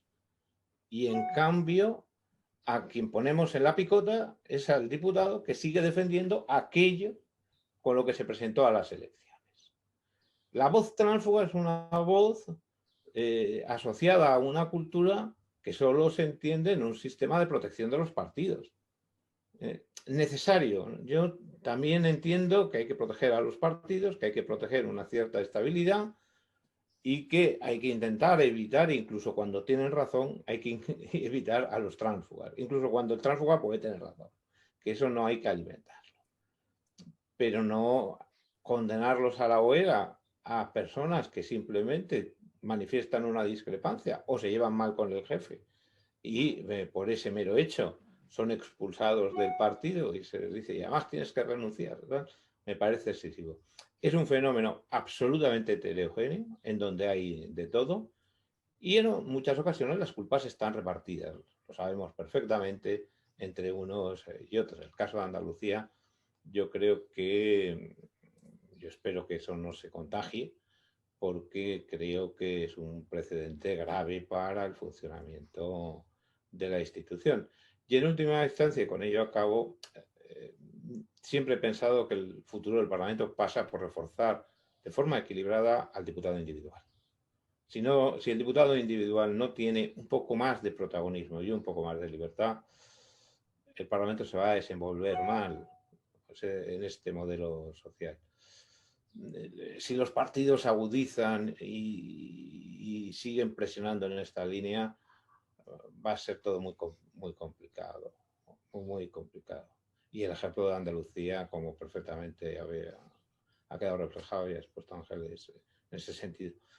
Yo, fíjate, alguna vez, Ángel, cuando te escuchaba decía, pero cuando discutíamos hace años lo del diputado no adscrito y qué se le podía restringir al diputado no adscrito, nunca vamos, será muy cuidadoso. Nunca se hubiese llegado ni por asomo a imaginar, yo creo, nada parecido, ni siquiera el virus en esas ponencias de reforma reglamentaria. Es que la imaginación se está desbordando.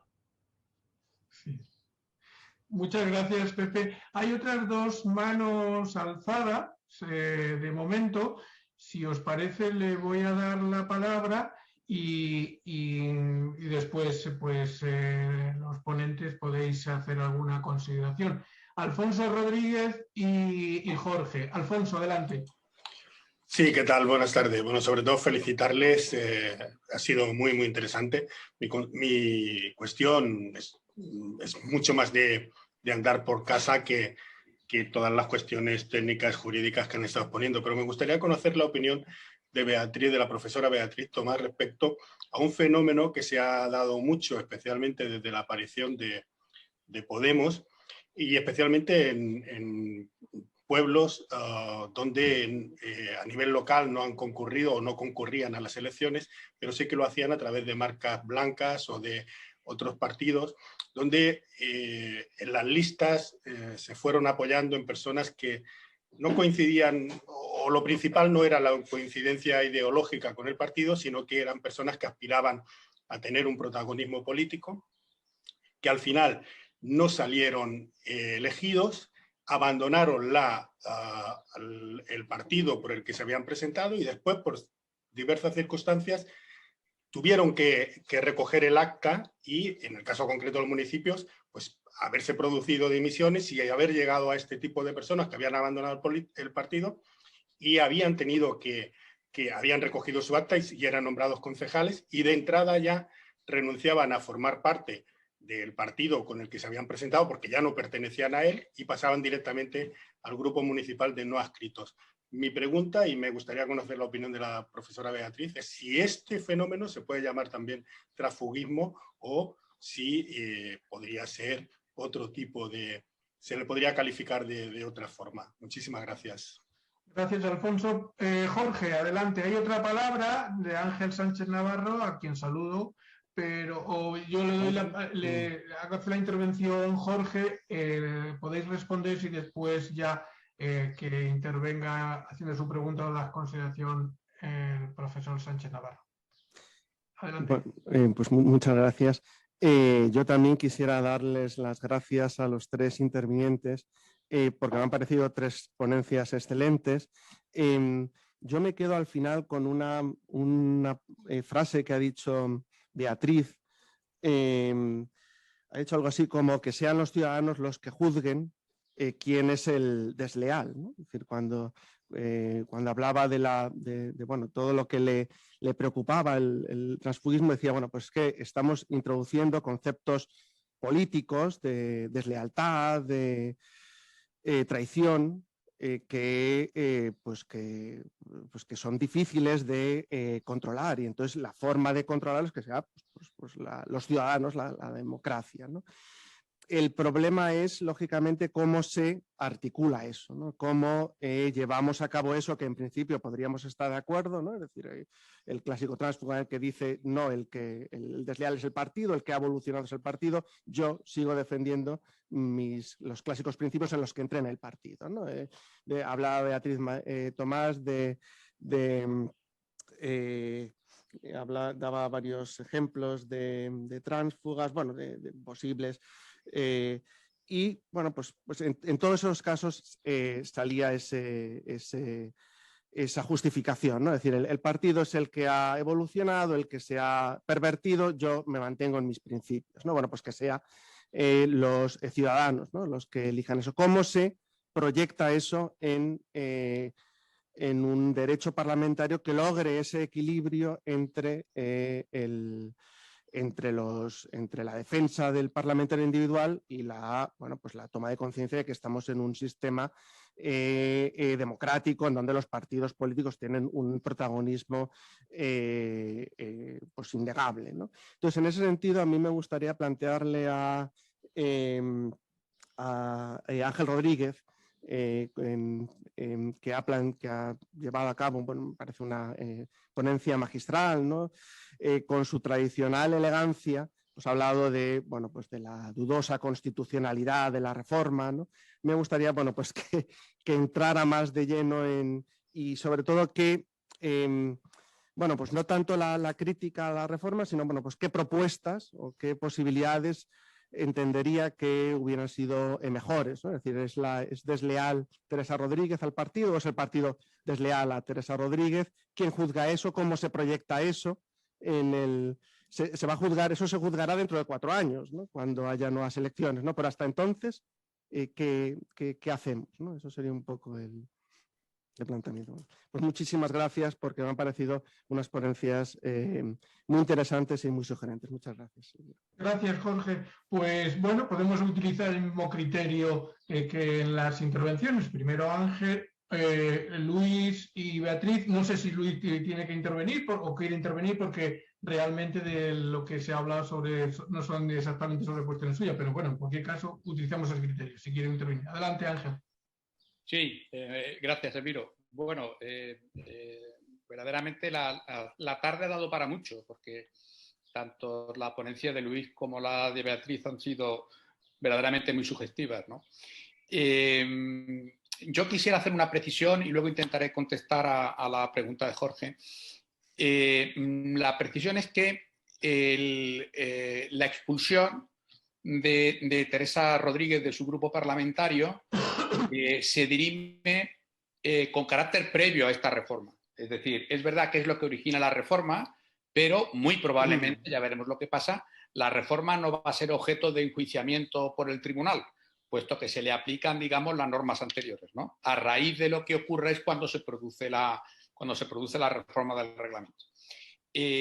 Claro, el hecho verdaderamente llamativo de aquello es que es la mayoría del grupo parlamentario la que se va. Y ahora, al parecer, según las últimas noticias que nos comentaba Pepe Tudela y que le he echado yo un vistazo también a la prensa después de que él lo haya dicho, pues ahora esa mayoría se ve reforzada con 2 diputadas más.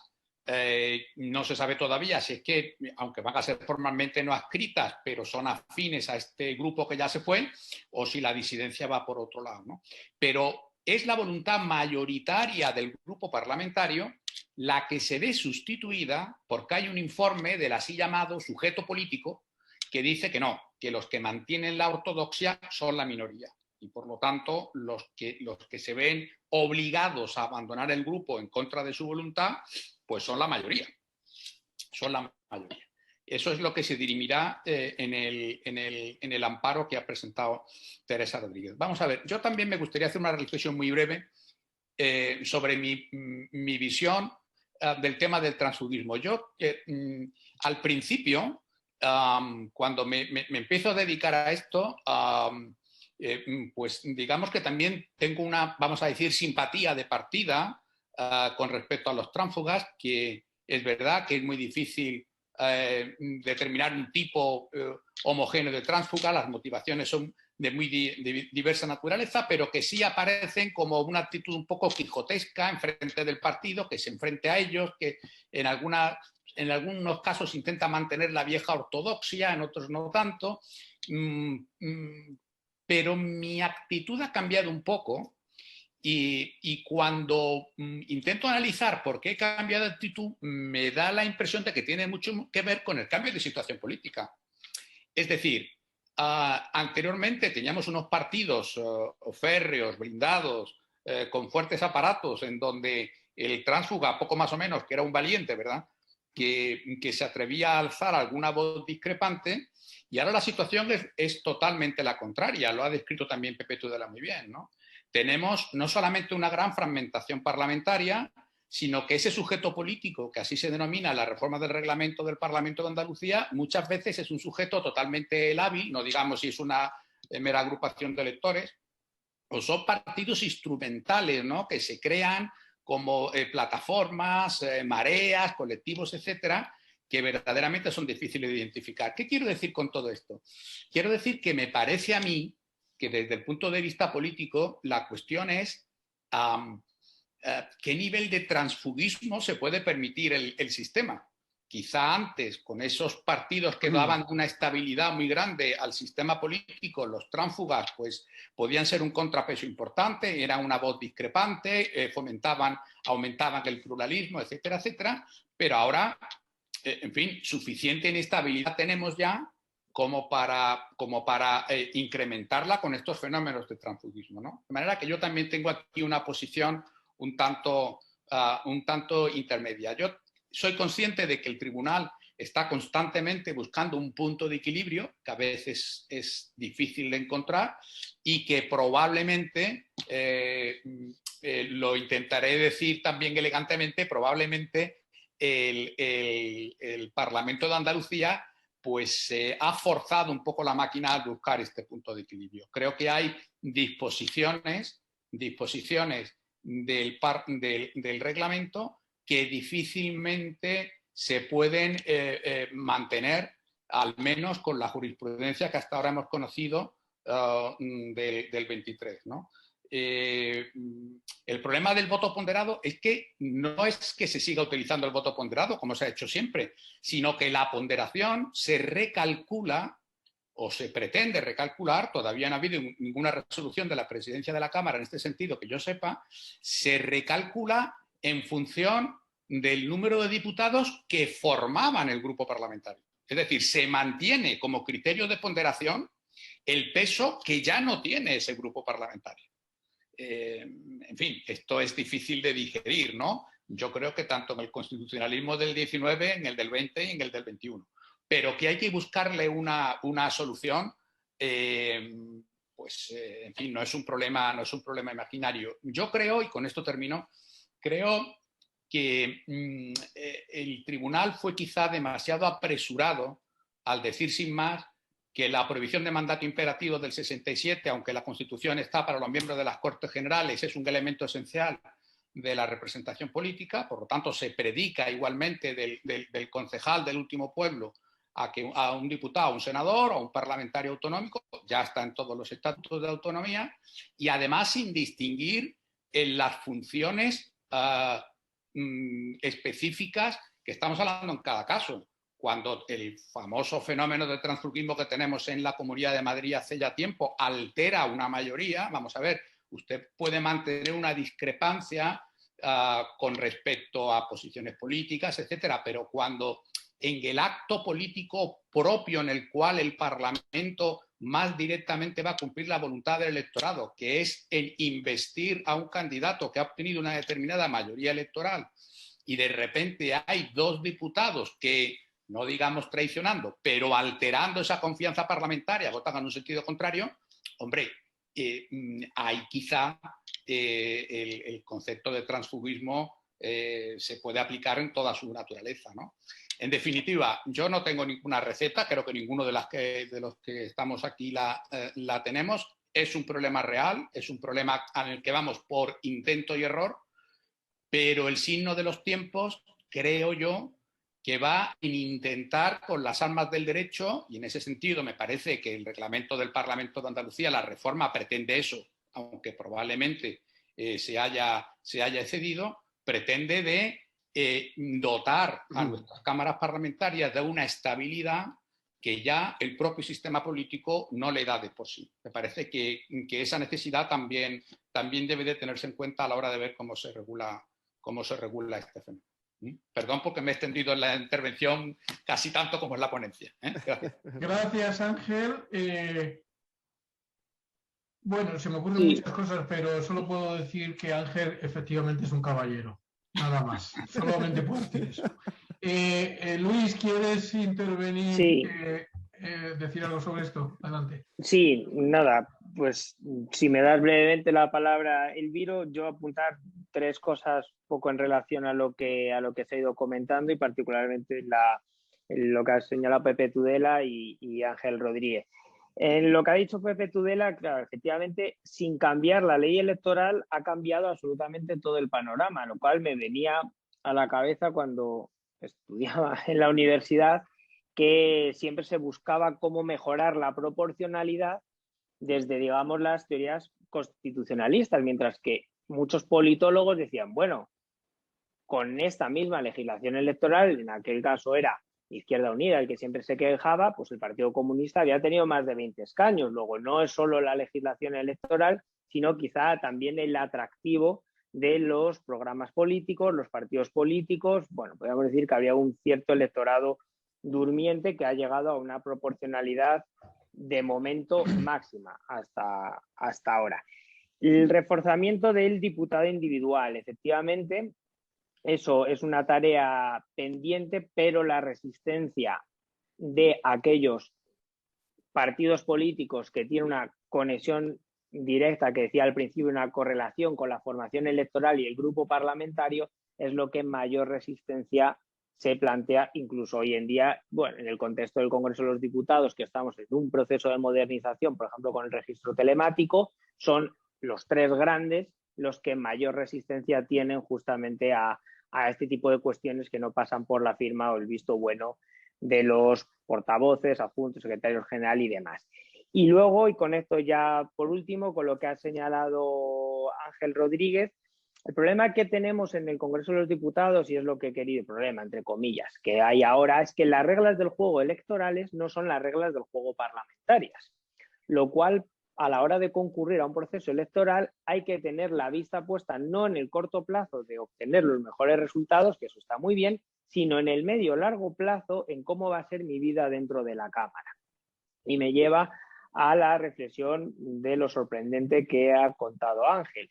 La reforma del Parlamento de Andalucía lo que hace es condicionar lo electoral o preparlamentario a lo parlamentario, es decir, cristalizo en un momento antes o anterior al propio funcionamiento u organización de la propia Asamblea para toda la legislatura. Luego eso también de cara a los futuros comicios electorales que haya al Parlamento andaluz, una formación política medianamente avispada podría decir, bueno, me junto con muchas formaciones políticas heterogéneas, llego al Parlamento y hago divisiones o grupúsculos, en fin, y condiciono electoralmente o preparlamentariamente el funcionamiento del Parlamento para toda una legislatura, lo cual ya no es que haya una atomización, sino que podría ser o devenir completamente ingobernable el propio Parlamento. Y hasta aquí. Gracias, Elviro, por el turno. Gracias, Luis. Beatriz, pues adelante. Gracias. Contestando, bueno, sobre todo a Alfonso, me parece que eras en el que me habías planteado, a ver, en el ámbito municipal, que creo que es al que hacías referencia, digamos que la delimitación es un tanto distinta. En el ámbito municipal ha habido mucho más transfugismo, digamos que con muchos más casos probados en los tribunales y con condenas por corrupción. En muchos casos relacionados con planeamiento urbanístico, en fin, con otras situaciones. Se han provocado muchísimas mociones de censura y el fenómeno ha llegado a ser en alguna ocasión verdaderamente escandaloso, pero no siempre ha sido en estas circunstancias. Las que ahora tú relatas, aunque bueno, he leído algún caso, pero hay muchísimos que no conozco, aunque técnicamente yo creo que sí que, digamos, caerían dentro del concepto este técnico restrictivo que he dicho, realmente tienen mucho más que ver en este momento con un reajuste en el sistema de partidos, con el propio nacimiento y cómo se van configurando partidos. Pasó algo parecido, que también tuvo su reflejo en el ámbito municipal, cuando, si recordáis, bueno, la descomposición de UCD, nos acordamos de la tercera legislatura en el Congreso, sobre todo los diputados, fue tremenda, pero también tuvo su reflejo en el ámbito municipal. O sea que si nos quedamos, ya digo que es difícil porque se ha llegado a usar tan popularmente como algo tan peyorativo en lo del transfugismo que parece que siempre tenga esa cara. Pero en este caso, aunque técnicamente digo si son tránsfugas, porque se ubican como concejales no adscritos, tiene mucho que ver con la propia inercia, en este caso, de la formación de Podemos, pero ha pasado también con Ciudadanos muchísimo. Son partidos relativamente nuevos, pero que se están reajustando y no sabemos cómo van a quedar. Entonces, Luis ha hablado de los grupos y los partidos, ¿no? De las formaciones electorales y de cómo los partidos tienen su reflejo en el Parlamento y en el ámbito municipal, pues igual. No tengo no hay una solución, pero tiene mucho que ver con eso y creo que si consiguiéramos quitarle esa carga peyorativa, podríamos ver con un poquito más de paz este tipo de fenómenos, que es que son inevitables. No digo necesariamente deseables, pero tampoco lo contrario, dependerá de los casos. En el caso, por supuesto, del transfugismo retribuido y de las corruptelas, de la corrupción, que ya digo, en el ámbito municipal ha sido en algunas ocasiones tremendo, sí, pero en estos casos es otro tema, son los partidos de fondo los que están en juego. Lo que pasa es que me parece que ha sido Elviro y también Ángel, decíais, tiene, claro, tanto que ver con la fragmentación parlamentaria o no parlamentaria o municipal, con la inestabilidad, que, claro, hasta dónde tolerar el fenómeno o hasta dónde el fenómeno nos puede parecer no preocupante. A mí, ya digo, es que no se me ocurre otra democracia que no pase por el papel de los partidos. Entonces, me parece bien enmarcar y limitar o restringir. El Tribunal Constitucional lo ha dicho mucho más claramente, como ha habido mucho más transfugismo municipal, pues hay mucha más jurisprudencia en relación con el ámbito municipal, claro. Y ahí sí que ha delimitado mucho más las funciones, hasta dónde se puede limitar las funciones representativas. Ahí sí, en el ámbito parlamentario tenemos más por hacer. Bueno, va a tener oportunidad pronto, pero lo importante es hasta el dónde. Desde luego, lo que ha dejado el Tribunal Constitucional claro es que no se les puede beneficiar, y que es constitucional, o sea, compatible con la Constitución, limitar, pero no necesariamente ha de ser así tampoco. O sea, que dependerá del momento. Eso sí está en nuestras manos, estrechar más o menos el cerco, dependiendo de la situación y de lo que nos estemos jugando. Por supuesto, siempre respetando el núcleo, pero el ir más allá o quedarnos más aquí, eso sí está en nuestras manos y depende de las circunstancias que convenga hacer una cosa u otra. El marco constitucional nos lo permite. Muchas gracias, Beatriz. La verdad es un tema muy interesante, pero es un tema que necesita, me temo, desde el punto de vista jurídico, pues hilar fino. Como estamos en un tema tan sustancial del concepto de representación de la teoría política, pues aquí lo que se necesita es hacer las cosas con fineza, ¿no? Y quizás el problema es que algunas soluciones parecen brochazos y brochas muy gruesas, ¿no? Y ese es uno de los grandes problemas. Pero de luego fácil seguro que no es, sin duda alguna. Bueno, decía que hay otra palabra, la de Ángel Sánchez Navarro. No quieres intervenir. Vale. Pues son las 7, llevamos 2 horas, no hay más palabras. Yo creo que podríamos darlo por concluido, ¿no? Esta sesión. Creo que ha sido muy interesante. Quiero felicitar a los 3 ponentes que nos han hecho unas exposiciones en su tiempo y además muy ilustrativas y de mucho interés. Si no hay nada más que decir y los jefes... Jorge, Ivy y Pepe Tudela no tienen nada que decir, pues, o si quieren decir algo, y si no, pues damos por concluida la sesión. Pues que gane España y hay tiempo para llegar al partido. Eso es. Buen verano para todos también. Igualmente. Un saludo a todos, que lo pasáis bien. Igualmente, hasta luego. Hasta luego, gracias Pepe. Gracias. Hasta luego, Luis. Muy interesantes apreciaciones.